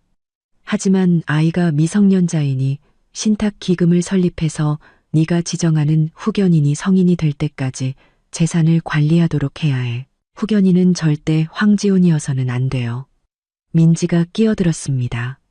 하윤아, 나나 박 변호사님을 지정할 수 있어. 저는 잠시 고민하다 말했습니다. 박 변호사님이 후견인을 맡아주시는 게 가장 좋겠어요. 민지는 예비 후견인으로요. 박 변호사님은 엄숙하게 고개를 끄덕였습니다. 영광이구나. 내 아버님께 큰 은혜를 입었으니 내가 반드시 외손주를 지켜주마. 그 다음은요? 제가 물었습니다. 유언장 수정만으로는 부족해요. 그들은 제 목숨을 노리고 있다고요. 민지의 눈에 살기가 스쳤습니다. 증거를 모아서 그 자식들 감옥에 쳐넣어야지. 맞아. 박 변호사님도 동의했습니다. 하지만 조심해야 한다. 섣불리 움직였다가 저들이 눈치채면 더 곤란해져. 우리는 카페가 문 닫을 시간까지 구체적인 계획을 논의했습니다. 헤어질 때 민지는 저를 꼭 안아주며 말했습니다. 하윤아, 정말 조심해야 해. 이제부터 먹는 거, 마시는 거 전부 조심하고. 웬만하면 네가 직접 챙겨. 저는 고개를 끄덕였습니다. 눈물이 왈칵 쏟아졌습니다. 민지야, 나 너무 무서워. 무서워하지 마. 우리가 곁에 있잖아. 그녀는 제 눈물을 닦아주었습니다. 기억해. 충분한 증거를 모으기 전까지는 반드시 아무것도 모르는 척해야 해. 빌라로 돌아왔을 때는 밤 11시가 다 된 시간이었습니다. 황지훈은 거실 소파에 앉아 있었는데 표정이 좋지 않았습니다. 왜 이렇게 늦었어? 그는 일어나 다가오며 나무라듯 말했습니다. 전화는 몇 통이나 했는데 그제야 저는 휴대폰을 무음으로 해둔 것이 생각났습니다. 미안해. 민지랑 이야기하다 보니 시간 가는 줄 몰랐어. 그는 제 눈을 빤히 쳐다보며 무언가를 판단하려는 듯 했습니다.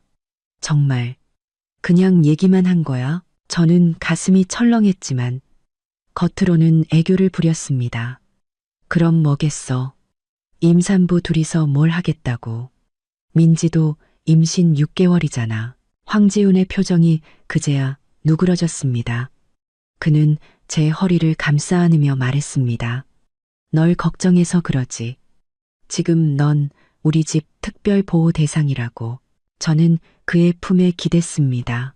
익숙한 그의 심장 소리를 느꼈지만 예전과 같은 따뜻함은 전혀 느껴지지 않았습니다. 다음 날 아침 황지훈은 또다시 제왕절개 이야기를 꺼냈습니다. 하윤아, 내가 곰곰이 생각해 봤는데 지민이 말이 맞는 것 같아. 제왕절개가 더 안전해. 그는 제게 우유를 따라주며 말했습니다. 우리 전문가 의견을 따르는 게 좋겠지? 저는 입술을 깨물며 망설이는 척했습니다. 하지만 제왕절개는 회복도 느리고 흉터도 남는다고 하던데 흉터는 나중에 시술로 없애면 되고 회복이 느리면 최고의 산후도우미를 구하면 되지. 그가 제 손을 잡으며 말했습니다. 네 안전보다 중요한 건 없어. 그의 진심 어린 눈빛을 보니 하마터면 또 마음이 약해질 뻔했습니다. 하지만 병원에서 들었던 그의 말을 떠올리자 제 마음은 다시 차갑게 식었습니다. 그럼 약속해줘. 대한민국 최고의 의사 선생님으로 알아봐 주겠다고. 저는 결국 그의 뜻에 따르기로 했습니다. 황지훈의 얼굴에 기쁨이 스쳐 지나갔습니다. 당연하지. 지민이가 벌써 국내 최고의 산부인과 전문의를 섭외해놨대. 절대 안전할 거야. 절대 안전하게 나를 수술대 위에서 죽이려는 거겠지. 저는 속으로 냉소했습니다. 아침 식사 후 황지훈은 회사에 갔습니다. 저는 즉시 박 변호사님이 소개해준 사설탐정에게 연락했습니다. 서하윤 씨, 조사는 이미 시작했습니다. 전화기 너머에서 낮은 남자의 목소리가 들려왔습니다. 남편분께서 최근에 거액의 자금을 해외 계좌로 이체한 사실을 확인했습니다. 30억 원입니다. 가슴이 철렁했습니다. 수취인이 누군지 알 수 있나요? 최수아라는 여성입니다. 싱가포르에 거주 중이고 현재 배경을 조사하고 있습니다. 최수아. 낯선 이름이었습니다. 황지우는 단 한 번도 언급한 적이 없었죠. 계속 조사해 주세요. 저는 말했습니다. 특히 황지훈과 황지민의 모든 통화 기록과 자금 거래 내역을요. 알겠습니다. 그리고 한 가지 더, 황지민 씨가 어제 오후에 한 개인 병원에서 마취과 과장인 이강민 의사를 만났습니다. 저는 수화기를 꽉 쥐었습니다. 무슨 얘기를 했는지 알 수 있나요? 진료실 방음이 너무 잘 돼서 내용은 녹음하지 못했습니다. 하지만 헤어질 때 악수를 하는 등 무언가 합의에 이른 것처럼 보였습니다. 등골이 오싹해졌습니다. 그들은 이미 구체적으로 사고를 계획하고 있었던 겁니다. 전화를 끊은 뒤 저는 창가에 앉아 멍하니 있었습니다. 햇살은 따스했고 정원의 장미는 활짝 피어 있었습니다. 황지훈이 장미를 좋아하는 저를 위해 특별히 꾸민 정원이었죠. 예전에는 이 정원이 달콤했지만 지금은 잔인하게만 느껴졌습니다. 오후에 황지민이 갑자기 찾아왔습니다. 형님, 몸에 좋은 것 좀 사왔어요. 그녀는 웃으며 선물 상자 몇 개를 건넸습니다. 다 임산부한테 좋은 거예요. 선물 상자를 받아보니 모두 수입 고급 영양제였습니다. 예전 같았으면 감동했겠지만 지금은 그저 두려울 뿐이었습니다. 고마워, 지민아. 넌 항상 이렇게 마음이 깊구나. 저는 기쁜 척했습니다. 그녀는 다정하게 제 팔짱을 끼며 말했습니다. 형님인데 제가 잘해야죠. 제가 형님한테 잘하지 누구한테 잘하겠어요? 우리는 정원에 앉아 차를 마셨습니다. 그녀는 또다시 제왕절개를 하라고 설득하기 시작했습니다. 형님, 아세요? 자연분만은 사실 위험이 아주 커요.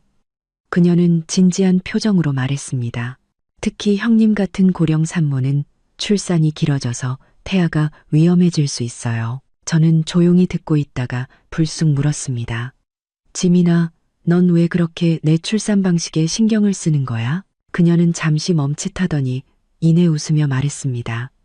가족이니까 당연히 신경 쓰이죠. 정말 그것뿐이야. 저는 그녀의 눈을 똑바로 쳐다봤습니다. 순간 그녀의 눈빛이 흔들리는 것을 본 것 같았지만 곧 완벽한 미소 뒤로 감춰졌습니다. 그럼요. 다른 이유가 뭐가 있겠어요. 저는 고개를 끄덕이며 더는 묻지 않았습니다. 하지만 속으로는 이 남매에게 분명 다른 꿍꿍이가 있다는 것을 확신했습니다. 저녁 식사 때 황지훈이 돌아왔습니다. 기분이 무척 좋아 보였습니다. 좋은 소식이 있어. 그는 제 뺨에 입을 맞추며 말했습니다. 큰 프로젝트를 하나 따냈는데 성공하면 이만큼 벌 수 있어. 그는 손가락으로 숫자를 표시했습니다. 500억? 제가 추측했습니다. 5천억? 그가 의기양양하게 말했습니다. 그때가 되면 더 큰 집으로 이사가서 우리 아기한테 최고의 환경을 만들어주자. 저는 억지로 웃었지만 속으로는 피눈물이 났습니다.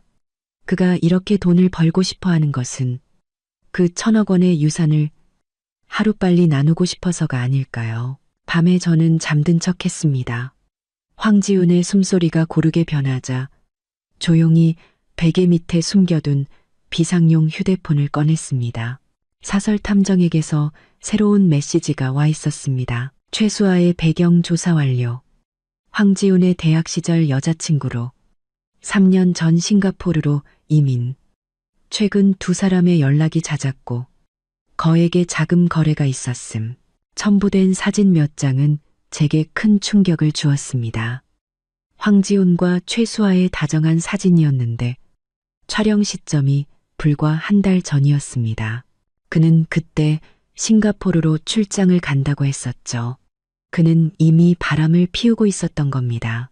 어쩌면 제가 죽은 뒤 옛 연인과 함께 헐월 날아갈 계획까지 세워뒀을지도 모릅니다. 저는 울음소리가 새어나가지 않도록 입술을 깨물었지만 눈물은 멈추지 않고 흘러내려 베개를 적셨습니다.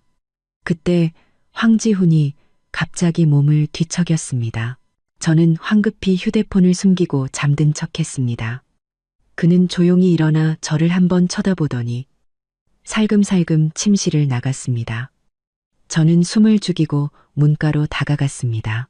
서재문이 살짝 열려 있었고 그 안에서 그의 낮은 목소리가 들려왔습니다. 다 준비됐어. 다음 주 수요일 절대 실수 없이. 끊어지는 단어들이 귓가에 맴돌았습니다. 다음 주 수요일. 아버지의 기일 바로 다음 날이었습니다. 그들은 일부러 그런 날을 골라 일을 꾸미려 하다니 정말 악랄하기 짝이 없었습니다. 저는 조용히 침대로 돌아왔습니다. 심장이 미친 듯이 뛰었습니다. 시간이 얼마 남지 않았습니다. 서둘러 움직여야 했습니다. 다음 날, 저는 산전 우울증을 핑계로 황지훈에게 심리 상담을 받으러 가자고 했습니다. 사실 그 심리 상담사는 박 변호사님이 섭외한 녹음 전문가였습니다. 그는 제 몸에 아주 작은 녹음 장치를 설치해 주었습니다. 이걸로 48시간 연속 녹음이 가능합니다. 증거를 모으기엔 충분할 겁니다. 집으로 돌아오자 황지훈은 제게 더욱 살갑게 굴었습니다. 그는 자신의 모든 말이 녹음되고 있다는 사실을 꿈에도 모른 채 말했죠. 하윤아, 아기 태어나면 우리 세계 일주 떠나자. 네가 그렇게 가고 싶어 했던 유럽 첫 번째 목적지는 파리로 하는 거야. 예전 같았으면 행복하게 고개를 끄덕였겠지만 지금 제 귀에는 네가 죽으면 네 돈으로 내가 신나게 놀아줄게라는 말로 들렸습니다. 저녁에는 황지민이 또 와서 저녁을 먹었습니다.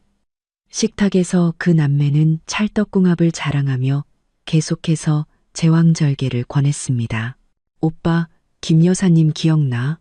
자연분만 하다가 과다출혈로 큰일 날 뻔했잖아. 황지민이 아무렇지 않게 말했습니다. 황지훈은 기다렸다는 듯이 고개를 끄덕였습니다. 아, 정말 끔찍했지.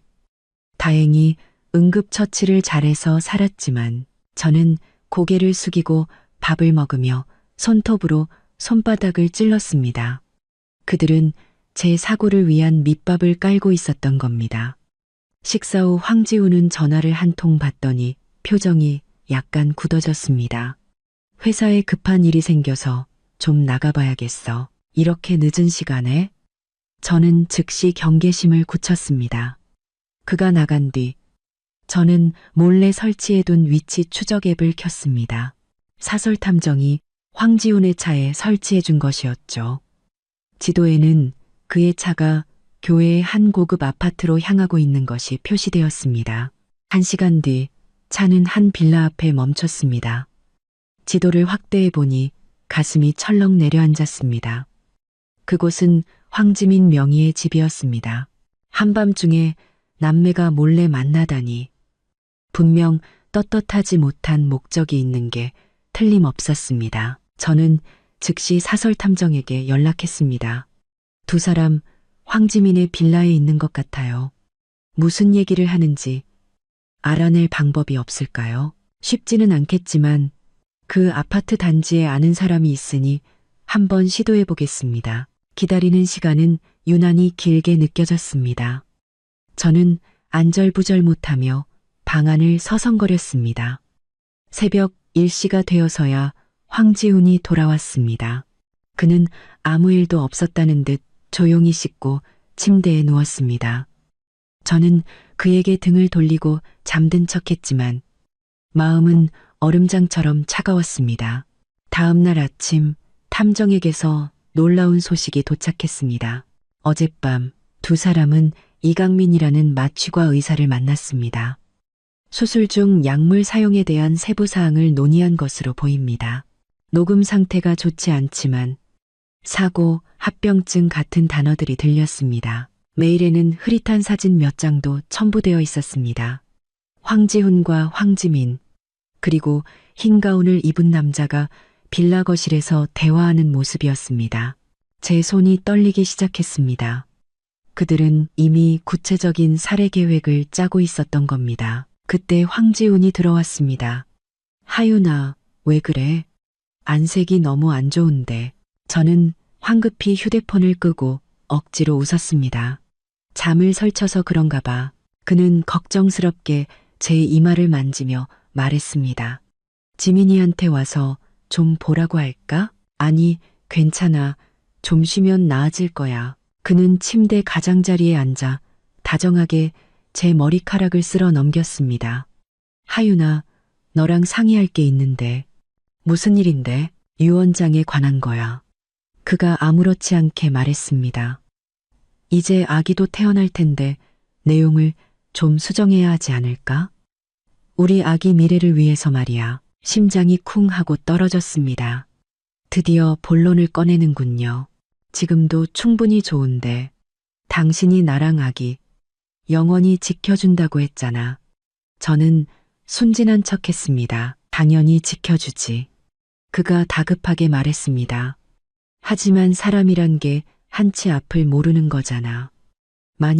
정말 만약에 나한테 무슨 일이 생기면 너랑 아기는 어떻게? 저는 그의 눈을 똑바로 쳐다보며 물었습니다.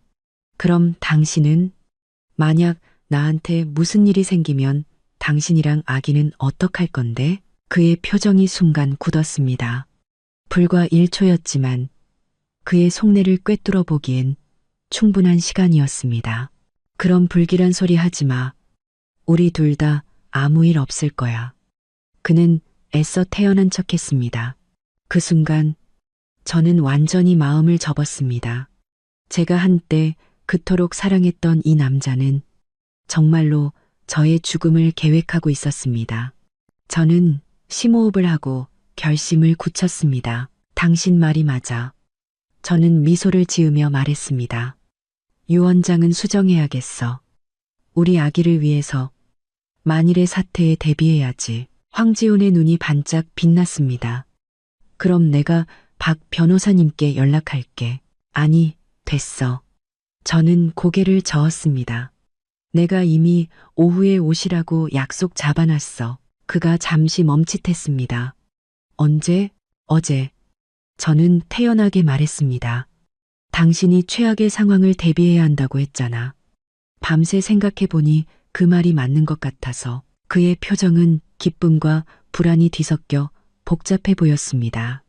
그래서 어떻게 수정할 생각인데? 오후에 보면 알게 될 거야. 저는 의미심장한 미소를 지었습니다. 황지훈은 더는 묻지 않았지만 어딘가 들떠 보였습니다. 발걸음조차 가벼워 보였죠. 그는 분명 제가 더 많은 재산을 자신에게 남겨줄 거라고 생각하고 있을 겁니다. 참으로 가련하고 우스운 일이었습니다. 오후 2시 박 변호사님이 시간에 맞춰 도착했습니다. 황지훈은 저와 함께 있겠다며 일부러 집에 남아 있었습니다. 서재에서 박 변호사님이 서류를 펼쳤습니다. 서하윤 씨, 정말 유언장을 수정하시겠습니까? 저는 고개를 끄덕이며 옆에 앉은 황지훈을 쳐다봤습니다. 지훈 씨랑 상의했어요. 우리 아기 미래를 위해서 좀 더 확실하게 준비해둬야 할 것 같아서요. 황지훈이 제 손을 잡으며 박 변호사님께 말했습니다. 네, 변호사님. 하윤이 말은 무슨 일이 생기더라도 우리 아기가 최고의 보살핌을 받을 수 있도록 하자는 뜻입니다. 박 변호사님이 안경을 고쳤으며 말했습니다. 알겠습니다. 그럼 구체적인 조항은 어떻게 하시겠습니까? 저는 미리 계획했던 내용을 또렷하게 말했습니다. 제 명의의 모든 재산, 즉 회사 지분, 부동산, 현금 자산을 전부 제 아이에게 상속합니다. 아이가 성인이 되기 전까지는 신탁 기금을 설립하여 박진우 변호사님께서 후견인으로서 재산을 관리해 주십시오. 황지훈의 얼굴에서 미소가 굳었습니다. 잠깐, 하윤아, 이건. 저는 그의 말을 잘랐습니다. 지훈 씨, 내 말 끝까지 들어봐. 저는 박 변호사님을 향해 말을 이었습니다. 만약 제가 불행히 세상을 떠나게 되면 아이의 양육권은 제 친구 김민지에게 넘깁니다. 아버지인 황지훈 씨는 면접 교섭권은 가지지만 양육권은 가질 수 없습니다. 서하윤, 황지훈이 벌떡 일어났습니다. 이게 무슨 소리야? 저는 침착하게 그를 쳐다봤습니다. 왜 그래? 당신이 말한 대로 우리 아기를 위해 최악의 상황을 대비하는 거잖아. 그의 얼굴이 새빨개졌습니다. 하지만 난 아이 아빠야. 왜 양육권을 가질 수 없는 건데? 당신이 재혼이라도 하면 새엄마가 우리 아기를 학대할 수도 있으니까. 저는 미리 준비해둔 이유를 댔습니다. 이건 엄마로서의 본능이야. 당신도 이해해줬으면 좋겠어. 황지훈은 분노로 몸을 떨었지만 대놓고 반대하지는 못했습니다. 그랬다간 다른 속셈이 있는 것처럼 보일 테니까요. 박 변호사님이 때맞춰 끼어들었습니다. 황지훈 씨, 서하윤 씨의 걱정도 일리가 있습니다. 재혼 가정에서는 실제로 그런 문제가 종종 발생하니까요. 황지훈은 분노를 억누르며 뒤틀린 미소를 지었습니다. 하윤아, 너무 앞서 나가는 거 아니야? 내가 어떻게 재혼을 하겠어? 안 하길 바라. 저는 그의 손을 다정하게 두드리며 말했습니다. 하지만 혹시 모르잖아. 난 우리 아기를 먼저 생각해야지. 그는 아무 말도 하지 못하고 제가 새로운 유언장에 서명하고 공증받는 것을 지켜볼 수밖에 없었습니다. 이 모든 과정은 책상 위에 숨겨진 녹음펜에 고스란히 기록되었습니다. 저는 그가 아기를 위해 최악의 상황을 대비하자고 말한 것을 증거로 남기고 싶었습니다. 이것은 훗날 중요한 증거가 될 것입니다. 유언장 공증이 끝나자 황지훈은 핑계를 대고 서둘러 집을 나갔습니다. 분명 황지민과 대책을 논의하러 갔을 겁니다. 박 변호사님이 서류를 챙기며 걱정스럽게 저를 보았습니다. 하윤아, 이렇게 하면 저들을 자극하게 될 텐데. 알아요. 저는 고개를 끄덕였습니다. 하지만 저들이 초조해할수록 더 쉽게 꼬리를 밟힐 거예요. 박 변호사님이 한숨을 쉬었습니다. 부디 몸조심하렴. 저들이 궁지에 몰리면 무슨 짓을 할지 몰라. 그가 떠난 뒤 저는 창가에 서서 활짝 핀 장미를 바라보았습니다. 폭풍우가 몰려오고 있었습니다. 하지만 저와 아이의 목숨을 위해 저는 끝까지 싸워야만 했습니다. 휴대폰이 진동했습니다. 사설 탐정에게서 온 메시지였습니다. 마치과 의사 이강민이 거에게 도박 빚을 졌다가 최근에 대부분을 갚은 사실을 확인했습니다. 자금 출처는 황지민의 차명 계좌입니다. 진실은 점점 더 명확해지고 있었습니다. 그들은 마취과 의사를 매수해서 수술 중에 사고를 일으키려 했던 겁니다. 저는 답장을 보냈습니다. 계속 증거를 수집해 주세요. 자금 흐름과 통화 기록에 집중해서요. 휴대폰을 내려놓고 저는 배를 쓰다듬었습니다. 아가, 걱정 마. 엄마가 지켜줄게. 해질녘 황지훈이 돌아왔습니다. 그의 얼굴은 잿빛처럼 어두웠지만 그는 여전히 다정한 척하며 제게 저녁을 차려주었습니다. 하윤아, 오늘 피곤했지? 네가 제일 좋아하는 생선 맑은탕 끓였어. 저는 뽀얀 국물의 탕을 보며 강한 직감을 느꼈습니다. 이 탕, 마시면 안 돼. 나 화장실 좀 먼저 다녀올게. 저는 자리에서 일어났습니다. 화장실에서 저는 몰래 은수저를 꺼냈습니다. 아버지가 살아계실 때 독을 감지할 수 있다며 주신 선물이었습니다. 식탁으로 돌아와 황지훈이 한눈 파는 사이에 은수저를 탕에 담갔다 뺐습니다. 수저 끝이 희미하게 검게 변해 있었습니다. 순간 온몸에 피가 멎는 듯 했습니다. 그들은 수술날까지 기다릴 여유도 없이 당장 저를 해치려 하고 있었던 겁니다. 은수저 끝의 검은 얼룩은 제 마음에 떨어진 먹물처럼 순식간에 차가운 공포로 번져나갔습니다. 그들은 수술날까지 기다릴 인내심조차 없었던 겁니다. 저는 가슴 속에서 휘몰아치는 공포를 억누르며 아무렇지 않은 척 그릇을 엎질렀습니다. 어머나, 저는 소리쳤습니다. 그릇이 바닥에 떨어져 산산조각 났고 생선탕이 사방으로 튀었습니다. 황지훈이 벌떡 일어났습니다. 왜 그래? 되지 않았어?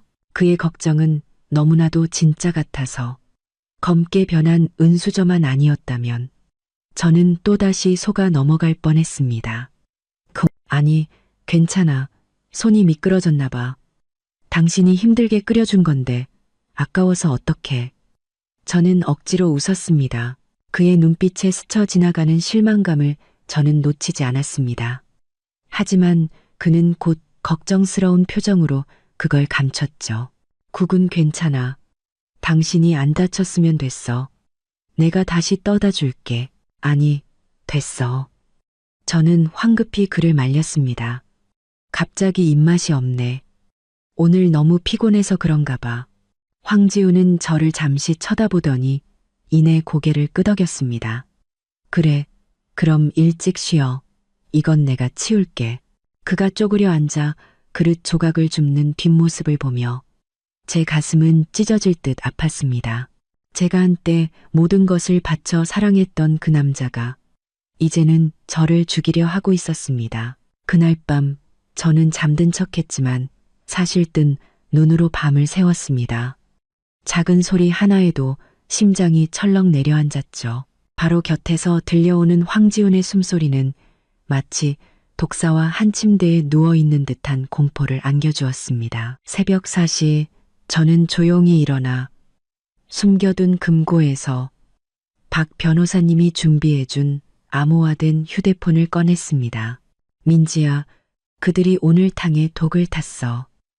저는 욕실에서 물을 틀어놓고 목소리를 낮춰 말했습니다. 전화기 너머의 민지는 숨을 멈췄습니다. 뭐라고? 너 괜찮아? 아기는? 난 괜찮아. 은수저로 확인했어. 저는 배를 쓰다듬었습니다. 아기도 괜찮아. 그 짐승만도 못한 것들. 민지가 이를 갈았습니다. 하윤아, 더 이상 거기 있으면 안 돼. 너무 위험해. 지금 나가면 저들이 눈치챌 거야. 저는 침착하게 말했습니다. 윤 원장님 쪽은 어떻게 됐어? 윤 원장님께서 도와주시기로 했어. 내일 병원으로 산전검사 받으러 오라고 하셨어. 사실은 너랑 직접 만나서 얘기하시려고. 윤태준 원장님은 아버지의 절친한 친구이자 제가 어릴 때부터 저를 봐주신 분입니다. 인화종합병원은 저희 집안에서 많은 투자를 한 곳이기도 해서 그분은 절대적으로 믿을 수 있는 분이었죠. 알았어. 내일 핑계를 대고 가볼게. 저는 잠시 말을 멈췄다가 덧붙였습니다. 민지야, 그리고 한 가지 더. 식품 성분을 분석해 줄 만한 곳 좀 알아봐 줄 수 있어. 그 생선탕 분석해 보고 싶어. 알았어. 바로 알아볼게. 전화를 끊고 저는 조용히 침대로 돌아왔습니다. 황지훈이 뒤척이며 무심코 제 몸 위로 팔을 올렸습니다. 저는 온몸이 굳었지만 그의 숨소리가 다시 고르게 변하자 겨우 긴장을 풀 수 있었습니다. 그 밤은 유난히 길었습니다. 다음 날 아침 저는 정기 검진을 핑계로 병원에 가야겠다고 했습니다. 황지훈은 당연히 동행하려 했지만 저는 이미 대비하고 있었죠. 지훈 씨, 오늘 중요한 고객 만난다고 하지 않았어? 저는 다정한 척 말했습니다. 민지가 같이 가주기로 했으니까 일 봐. 일이 더 중요하지. 그가 잠시 망설였습니다. 그래도 괜찮아. 저는 웃으며 그의 말을 잘랐습니다. 그냥 정기검진인데 뭐. 병원에는 지민이도 있잖아. 무슨 일 있으면 걔가 챙겨주겠지. 황지민의 이름이 나오자 그는 안심하는 듯 했습니다. 그래, 알았어. 그럼 검사 끝나고 전화해.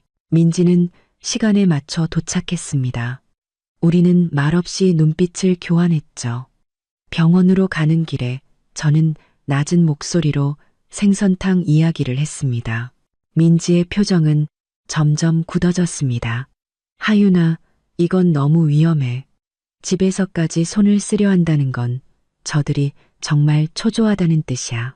저는 고개를 끄덕였습니다. 그래서 더 빨리 증거를 모아야 해. 인화종합병원 VIP 통로에는 윤 원장님이 이미 우리를 기다리고 있었습니다. 그는 마지막으로 뵈었을 때보다 훨씬 더 나이가 들어 보였고 눈가에는 걱정이 가득했습니다. 하윤아. 그는 저를 안으며 목이 메인 소리로 말했습니다. 네. 아버지가 이걸 아시면. 원장님, 이제 믿을 분은 원장님밖에 없어요. 저는 눈물을 억지로 참았습니다. 윤 원장님은 우리를 병원 내의 한 비밀 공간으로 안내했습니다. 벽에는 아버지의 사진이 걸려 있었습니다. 아버지의 온화한 얼굴을 보니 눈시울이 뜨거워졌습니다. 하윤아, 민지한테 이야기는 다 들었다. 윤 원장님의 표정은 엄숙했습니다. 황지민 과장, 최근 행동이 확실히 이상하더군. 마취과와 수술실 직원들을 자주 접촉하고 있어. 그는 근무표를 하나 보여주었습니다. 이것 봐라. 이게 황 과장이 새로 짠 수술팀 명단이다. 명단에는 병원의 최고 실력자들만 모여 있었지만 한 이름이 눈에 띄었습니다. 이강민. 도박빚을 졌던 그 마취과 의사였습니다. 이 사람. 저는 이강민의 이름을 가리켰습니다. 문제가 있어요. 윤 원장님이 고개를 끄덕였습니다. 나도 의심하고 있다. 최근에 갑자기 큰 빚을 갚았고 황 과장과 아주 가깝게 지내더군. 수술 날짜는 원래 다음 주 수요일이었죠? 제가 물었습니다. 원래는 그랬지. 그런데 황 과장이 어제 갑자기 이번 주 금요일로 앞당겨 달라고 하더구나. 윤 원장님이 저를 보며 말했습니다. 이유는 태아가 너무 커서 빨리 수술해야 한다는 거였어. 오늘은 이미 수요일. 그들은 계획을 이틀이나 앞당긴 것이었습니다. 민지가 벌떡 일어났습니다. 이건 분명 우리가 손 쓸 틈을 주지 않으려는 속셈이에요. 저는 억지로 침착함을 유지했습니다. 원장님, 수술 날짜를 미룰 수는 없을까요? 윤 원장님은 잠시 고민했습니다. 병원 인증 평가를 핑계로 모든 선택적 수술을 다음 주로 미루라고 할 수는 있다. 하지만 황 과장이 응급 상황이라고 우기면 나도 막기 어려워. 비밀 공간은 침묵에 잠겼습니다. 그때 제 휴대폰이 진동했습니다. 사설 탐정에게서 온 메시지였습니다. 중요한 사실 발견. 황지훈 씨가 3개월 전 서하윤 씨 명의로 거액의 상해보험에 가입했습니다. 수혜자는 본인이며 수술 중 사고도 보장되는 특약이 포함되어 있습니다. 저는 휴대폰을 윤 원장님과 민지에게 보여주었습니다. 세 사람 모두 얼굴이 하얗게 질렸습니다. 그랬구나. 민지가 외쳤습니다. 유산뿐만 아니라 보험금까지 노렸던 거야. 윤 원장님이 테이블을 내리쳤습니다. 천벌을 받을 놈들. 하윤아, 너 당장 그 집에서 나와야 한다. 저는 고개를 저었습니다. 지금 나가면 모든 증거를 없앨 거예요. 심지어 궁지에 몰려 무슨 짓을 할지도 몰라요. 덫을 놓고 기다려야 해요. 제 머릿속에 대담한 계획이 떠올랐습니다. 원장님, 수술 날짜를 금요일로 허락해 주세요. 저는 놀란 두 사람을 보며 말을 이었습니다. 하지만 우리는 바꿔치기를 할 거예요. 저는 제 계획을 자세히 설명했습니다. 겉으로는 수술에 동의하는 척하지만 실제로는 수술 전날 밤에 제가 사라져 윤 원장님의 보호 아래 숨는 것입니다. 동시에 우리는 철저한 계획을 세워 저들의 계획이 실패했을 때 반응을 증거로 수집할 것입니다. 너무 위험해. 윤 원장님이 반대했습니다. 만약에라도 잘못되면 이게 최선의 방법이에요. 저는 단호하게 말했습니다. 저들이 성공을 눈앞에 뒀다고 생각하는 순간에 진짜 얼굴을 드러내게 만들어야 해요. 1시간 동안의 논의 끝에 두 사람은 마침내 제 계획에 동의했습니다. 윤 원장님은 계획 실행을 위해 움직이기 시작했고 저는 다시 연기를 하기 위해 집으로 돌아갈 준비를 했습니다. 비밀 공간을 떠나기 전 윤 원장님이 저를 불렀습니다. 하윤아, 넌 정말 네 아버지를 닮았구나. 용감하고 지혜로워. 아버지가 계셨다면 널 정말 자랑스러워했을 거다. 저는 눈시울이 뜨거워졌습니다. 감사합니다, 원장님. 민지는 제가 검사를 마칠 때까지 함께 있어 주었습니다. 소식을 들은 황지민이 예상대로 달려왔습니다. 형님, 검사 결과 어때요? 그녀는 상냥하게 웃었고 흰 가운은 먼지 하나 없이 깨끗했습니다. 저는 걱정스러운 척 말했습니다. 아기가 또 조금 컸대. 의사 선생님이 빨리 수술하는 게 좋겠다고 하시네. 황지민의 눈이 반짝 빛났습니다. 그럼 이번 주 금요일로 잡아요. 제가 최고의 팀을 꾸려놨어요. 저는 잠시 망설이는 척했습니다. 하지만 지훈 씨는 오빠는 제가 설득할게요. 그녀는 다급하게 제 말을 잘랐습니다. 형님 안전이 제일 중요하죠. 저는 그녀의 눈을 보며 물었습니다. 짐이나 수술, 정말 안전한 거지? 나 좀 무서운데. 그녀는 제 손을 잡았습니다. 그 목소리는 너무나도 진심 어리게 들려서 소름이 돋을 정도였습니다. 걱정 마세요, 형님. 제가 직접 지켜볼 건데요. 절대 아무 일 없을 거예요. 절대적으로 내가 죽게 만들겠다는 거겠지. 저는 속으로 냉소하며 겉으로는 안심한 척했습니다. 그래, 너만 믿을게. 병원을 나올 때 민지가 제 손을 꼭 잡았습니다. 하윤아, 정말 조심해야 해. 이제부터 저들이 주는 건 아무것도 먹지 마. 저는 고개를 끄덕였습니다. 마음속에는 두려움과 결단이 공존했습니다. 집에 돌아오니 황지훈이 이미 와 있었습니다. 기분이 무척 좋아 보였죠. 검사 어땠어? 그가 다가와 저를 안았습니다. 아기는 괜찮은데 조금 크대. 지민이가 금요일에 수술하자고 하더라. 저는 그의 반응을 살폈습니다. 그의 얼굴에는 감출 수 없는 기쁨이 스쳐 지나갔지만 곧 걱정스러운 표정으로 바뀌었습니다. 그렇게 빨리? 하지만 전문가가 그렇게 말한다면 의사 말을 따라야지. 정말 대단한 연기력이었습니다. 저는 속으로 비웃었습니다. 저녁 식사 때 저는 입덧을 핑계로 제가 준비한 과일만 조금 먹었습니다. 황지훈은 억지로 권하지 않았지만 그의 눈빛에는 초조함이 서려 있었습니다. 그날 밤 저는 몰래 박 변호사님께 연락해 유언장을 다시 한번 수정했습니다. 만약 제가 잘못되더라도 황지훈은 단 1원도 받을 수 없도록 말이죠. 하윤아, 그래도 나는 네가 당장 그 집을 나오는 게 좋다고 생각한다. 박 변호사님이 걱정스럽게 말했습니다. 이틀만 시간을 더 주세요. 저는 말했습니다. 저들이 스스로 죗값을 치르게 만들 거예요. 깊은 밤, 저는 잠든 척하며 숨겨둔 카메라로 황지훈을 감시했습니다. 그는 제가 잠든 것을 확인하고는 조용히 서재로 갔습니다. 저는 즉시 도청 장치를 켰습니다. 수화기 너머로 그의 목소리가 들려왔습니다. 다 준비됐어. 금요일 오전. 약물 용량은 확인했지? 그래. 보험금 쪽은 문제없고 제 마음은 점점 더 차갑게 식어갔습니다. 그의 말 한마디, 한마디가 칼날이 되어 한때 아름다웠던 우리의 추억을 난도질했습니다. 다음 날, 황지우는 유난히 살갑게 굴며 제 곁을 떠나지 않았습니다. 저는 그가 저를 감시하고 있다는 것을 알아차렸습니다. 제가 무언가 눈치채거나 외부와 연락하는 것을 막으려는 것이었죠. 점심때 저는 특정 가게의 디저트가 먹고 싶다고 그를 밖으로 내보냈습니다. 그 틈을 타 저는 재빨리 사설탐정에게 연락했습니다. 내일 황지민과 이강민의 동향을 집중적으로 감시해 주세요. 특히 두 사람의 접촉을요. 알겠습니다. 그리고 저희가 알아낸 바로는 황지훈 씨가 최근 싱가포르 이민 절차를 알아보고 있었습니다.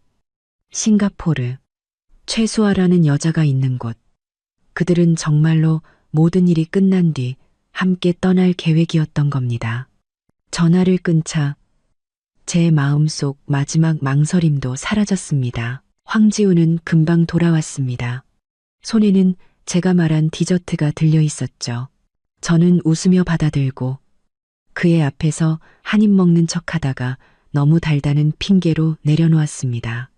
사실 저는 삼키지 않고 그가 한눈 파는 사이에 뱉어버렸습니다. 오후에는 황지민이 아기용품을 한가득 들고 찾아왔습니다. 형님, 우리 조카 선물이에요. 그녀는 환하게 웃었습니다. 저는 그녀가 가져온 아로마 가습기를 유심히 보았습니다. 이거 최신형인데 긴장 푸는데 좋대요. 산전 우울증의 효과가 직방이에요. 제 마음속 경고음이 울렸지만 겉으로는 고마운 척 받았습니다. 고마워, 지민아. 정말 세심하구나. 그녀가 떠나자마자 저는 가습기를 옷장 깊숙이 넣어버렸습니다. 그 안에 무엇이 들어있을지 아무도 모르는 일이니까요. 저녁 식사 후 황지훈은 전화를 한 통 받더니 표정이 약간 굳어졌습니다. 저는 TV를 보는 척하며 귀를 기울였습니다. 내일 저녁 그렇게 급하게? 알았어. 그는 전화를 끊고 다가와 저를 안았습니다. 하윤아, 나 내일 저녁에 급한 회의가 생겼어. 늦게 들어올 것 같아. 저는 속으로 비웃었습니다. 금요일 수술을 위한 마지막 준비를 하러 가는 거겠지. 일이 중요하지. 걱정 말고 다녀와. 나랑 아기는 집에서 기다리고 있을게. 그날 밤 저는 거의 뜬 눈으로 밤을 새웠습니다. 곁에 누운 남자의 숨소리를 들으며 만감이 교차했습니다. 내일은 목요일, 계획 실행의 날이었습니다. 아침에 황지훈은 유난히 다정했습니다. 제게 푸짐한 아침상을 차려주고는 아쉬운 듯이 출근했습니다. 그가 떠나자마자 저는 즉시 움직이기 시작했습니다. 먼저 윤 원장님과 연락해 최종 계획을 확인하고 필요한 짐을 몰래 챙겼습니다. 점심때 저는 낮잠을 잔다는 핑계로 침실 문을 잠갔습니다. 사실 저는 암호화된 휴대폰으로 작전을 지휘하고 있었습니다. 민지야, 4시에 맞춰서 데리러 와. 차 마시러 가자고 해. 박 변호사님, 유 원장 수정은 완료되었죠? 탐정님, 황지민의 빌라를 집중 감시해 주세요. 오늘 밤 거기서 만날 가능성이 높습니다. 모든 준비는 끝났습니다. 저는 해가 지기만을 기다렸습니다. 오후 3시 황지훈이 갑자기 돌아왔습니다. 하윤아, 일찍 끝났어. 그가 문 밖에서 외쳤습니다. 저는 깜짝 놀라 황급히 휴대폰을 숨겼습니다. 나 옷 갈아입고 있어. 금방 나갈게. 심장이 미친 듯이 뛰었습니다. 왜 갑자기 돌아온 거지? 무언가 눈치챈 걸까? 제가 침실에서 나오자 그는 문 앞에 서 있었습니다. 그의 눈빛은 어딘가 이상했습니다. 나가려고? 민지가 오후에 차 마시자고 해서 출산 전 마지막으로 보는 거라고 하네. 저는 최대한 자연스럽게 말했습니다. 그는 저를 잠시 쳐다보더니 갑자기 웃었습니다. 그래? 그럼 내가 데려다 줄게. 가슴이 철렁했습니다. 아니, 됐어. 민지가 데리러 온대. 괜찮아. 나도 어차피 할 일 없는데. 그는 완강했습니다. 의심을 사지 않기 위해 저는 거절할 수 없었습니다.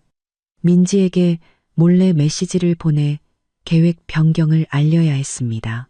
차 안의 공기는 이상하리만치 조용했습니다. 황지우는 백미러로 저를 힐끔힐끔 쳐다봤습니다. 눈빛은 복잡해 보였죠. 하윤아, 그가 갑자기 입을 열었습니다. 내가 너랑 우리 아기 얼마나 사랑하는지 알아? 저는 울렁거리는 속을 참고 고개를 끄덕였습니다. 알아. 무슨 일이 있더라도 그것만은 기억해줘. 그의 목소리는 약간 떨리고 있었습니다. 저는 놀라서 그를 쳐다봤습니다. 그 순간 그는 정말로 슬퍼 보였습니다. 후회하는 걸까요? 아니면 이것도 또 다른 연기일까요? 약속 장소에 도착하니 민지가 이미 와 있었습니다. 그녀는 황지훈을 보고 잠시 놀랐지만 곧 자연스럽게 행동했습니다. 지훈 씨도 왔네요. 같이 차 한잔해요. 황지훈은 고개를 저었습니다. 아니야, 자매끼리 할 얘기가 많을 텐데. 난 근처에서 볼일 좀 보고 올게. 끝날 때쯤 전화해. 그가 떠나자 민지가 즉시 제 손을 잡았습니다. 무슨 일이야? 왜 같이 온 거야? 모르겠어. 갑자기 돌아왔어.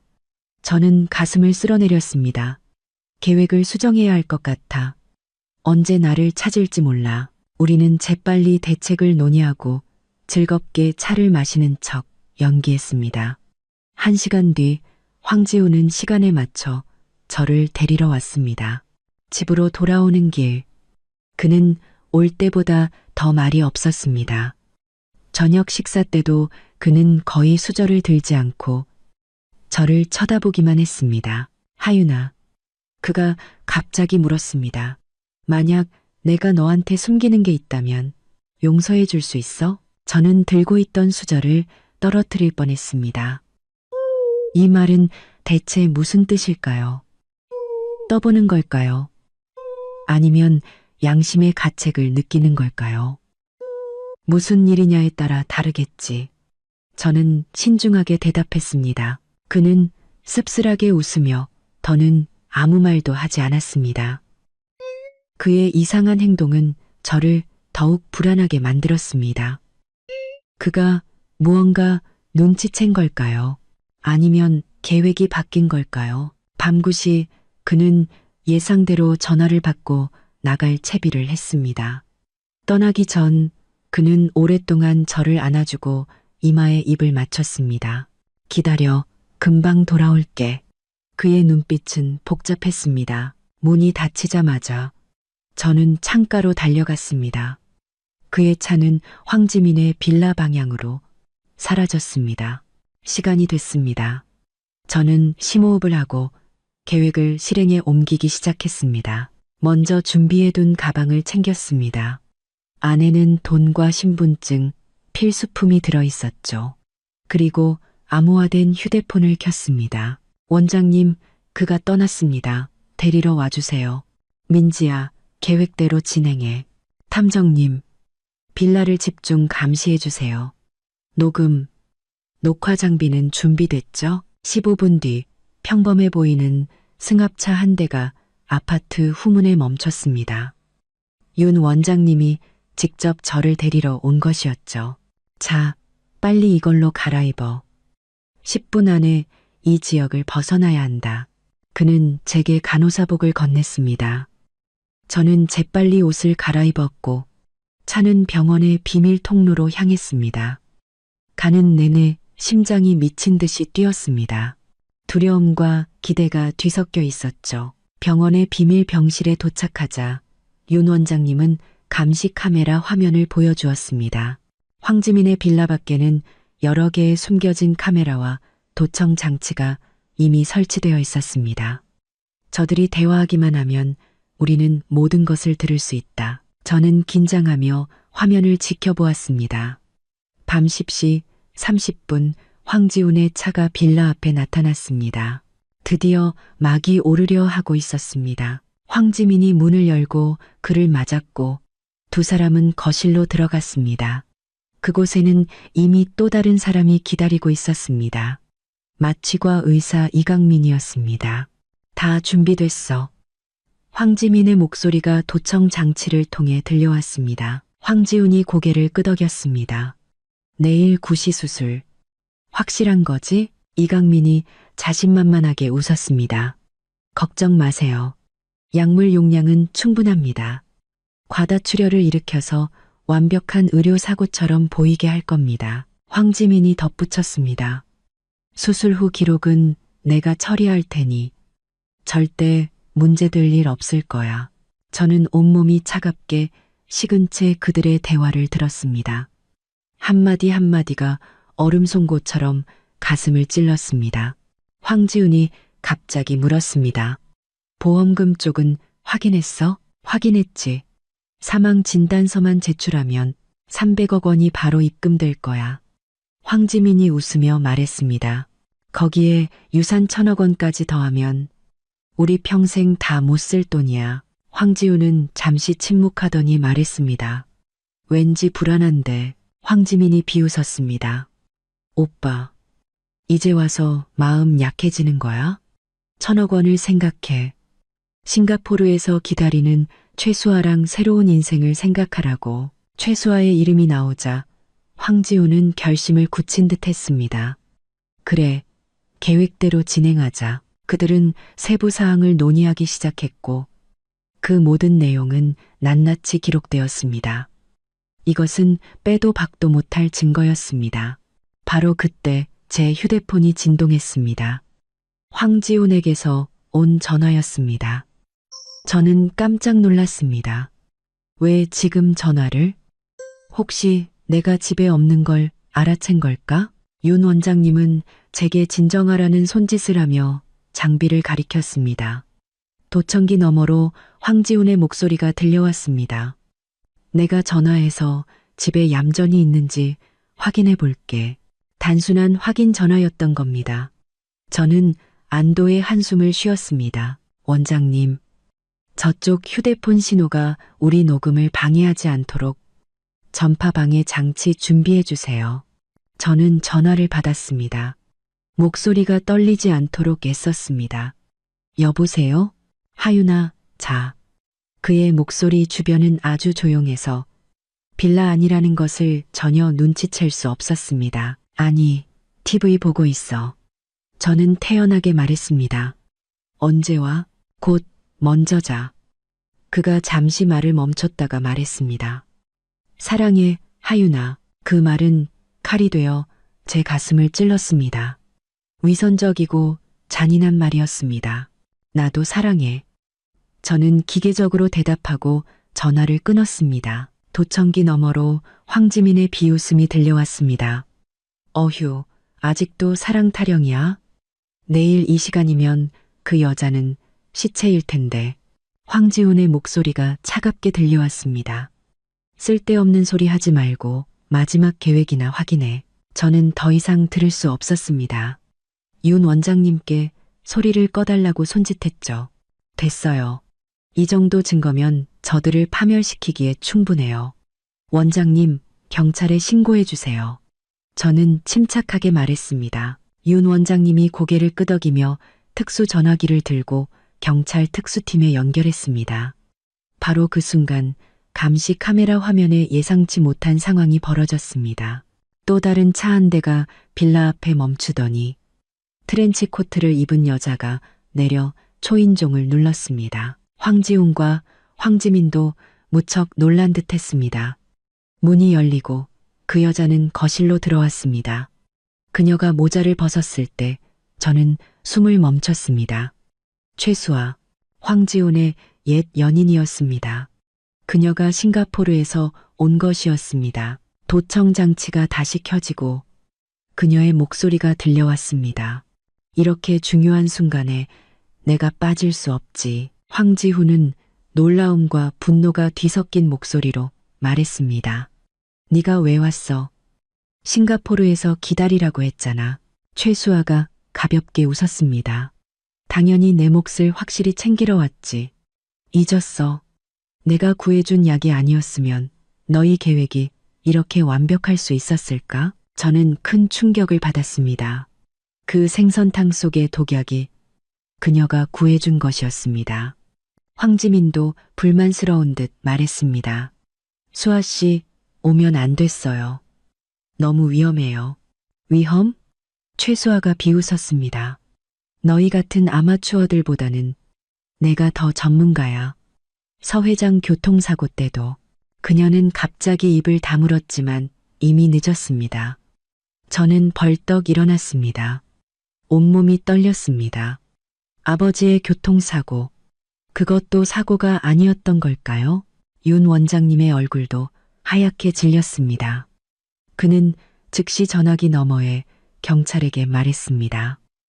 즉시 출동해 주십시오. 아주 중요한 새로운 단서가 나왔습니다. 감시 카메라 화면 속에서 세 사람은 서로 다투기 시작했습니다. 빌라가 특수경찰에 의해 포위된 것도 모른 채 말이죠. 경찰이 문을 부수고 진입했을 때 황지훈의 얼굴에 떠오른 그 표정을 저는 평생 잊지 못할 겁니다. 놀라움, 공포, 그리고 완전한 절망. 경찰은 세 사람을 살인 미수 혐의로 체포하고 모든 증거를 수집했습니다. 저는 윤 원장님의 보호 아래 경찰서로 가서 진술을 했습니다. 가는 내내 온몸이 떨렸습니다. 오늘 밤의 끔찍한 일 때문만이 아니라 최수아가 내뱉은 그 말, 아버지의 교통사고에 대한 암시 때문이었습니다. 경찰서에서 저는 수갑을 찬 황지훈을 보았습니다. 그는 고개를 들어 저를 보았고 그의 눈에는 수많은 감정이 스쳐 지나갔습니다. 놀라움, 부끄러움, 그리고 마지막에는 절망. 저는 그를 차갑게 바라보았습니다. 마음속에는 승리의 기쁨 대신 끝없는 슬픔만이 가득했습니다. 진술을 마치고 나오니 날이 밝아오고 있었습니다. 민지와 박 변호사님이 달려와 저를 꼭 안아주었습니다. 끝났어, 하윤아. 이제 다 끝났어. 민지가 흐느끼며 말했습니다. 저는 고개를 저었습니다. 신문실을 바라보며 말했죠. 아니, 아직 완전히 끝나지 않았어. 최수아의 그 말은 제 마음에 밝힌 가시와도 같았습니다. 아버지의 교통사고, 반드시 진실을 밝혀내야 했습니다. 하지만 그 전에 저와 아이의 안전부터 확보해야 했습니다. 저는 경찰의 보호 아래 병원의 특실로 돌아왔습니다. 침대에 누워 뱃속의 아기를 쓰다듬으며 마침내 눈물을 흘렸습니다. 죽어버린 사랑을 위해, 부서진 신뢰를 위해, 그리고 새로 시작해야 할 용기를 위해. 아가, 엄마가 해냈어. 우리 이제 안전해. 하지만 저는 알고 있었습니다. 이 싸움은 이제 막 시작되었을 뿐이라는 것을.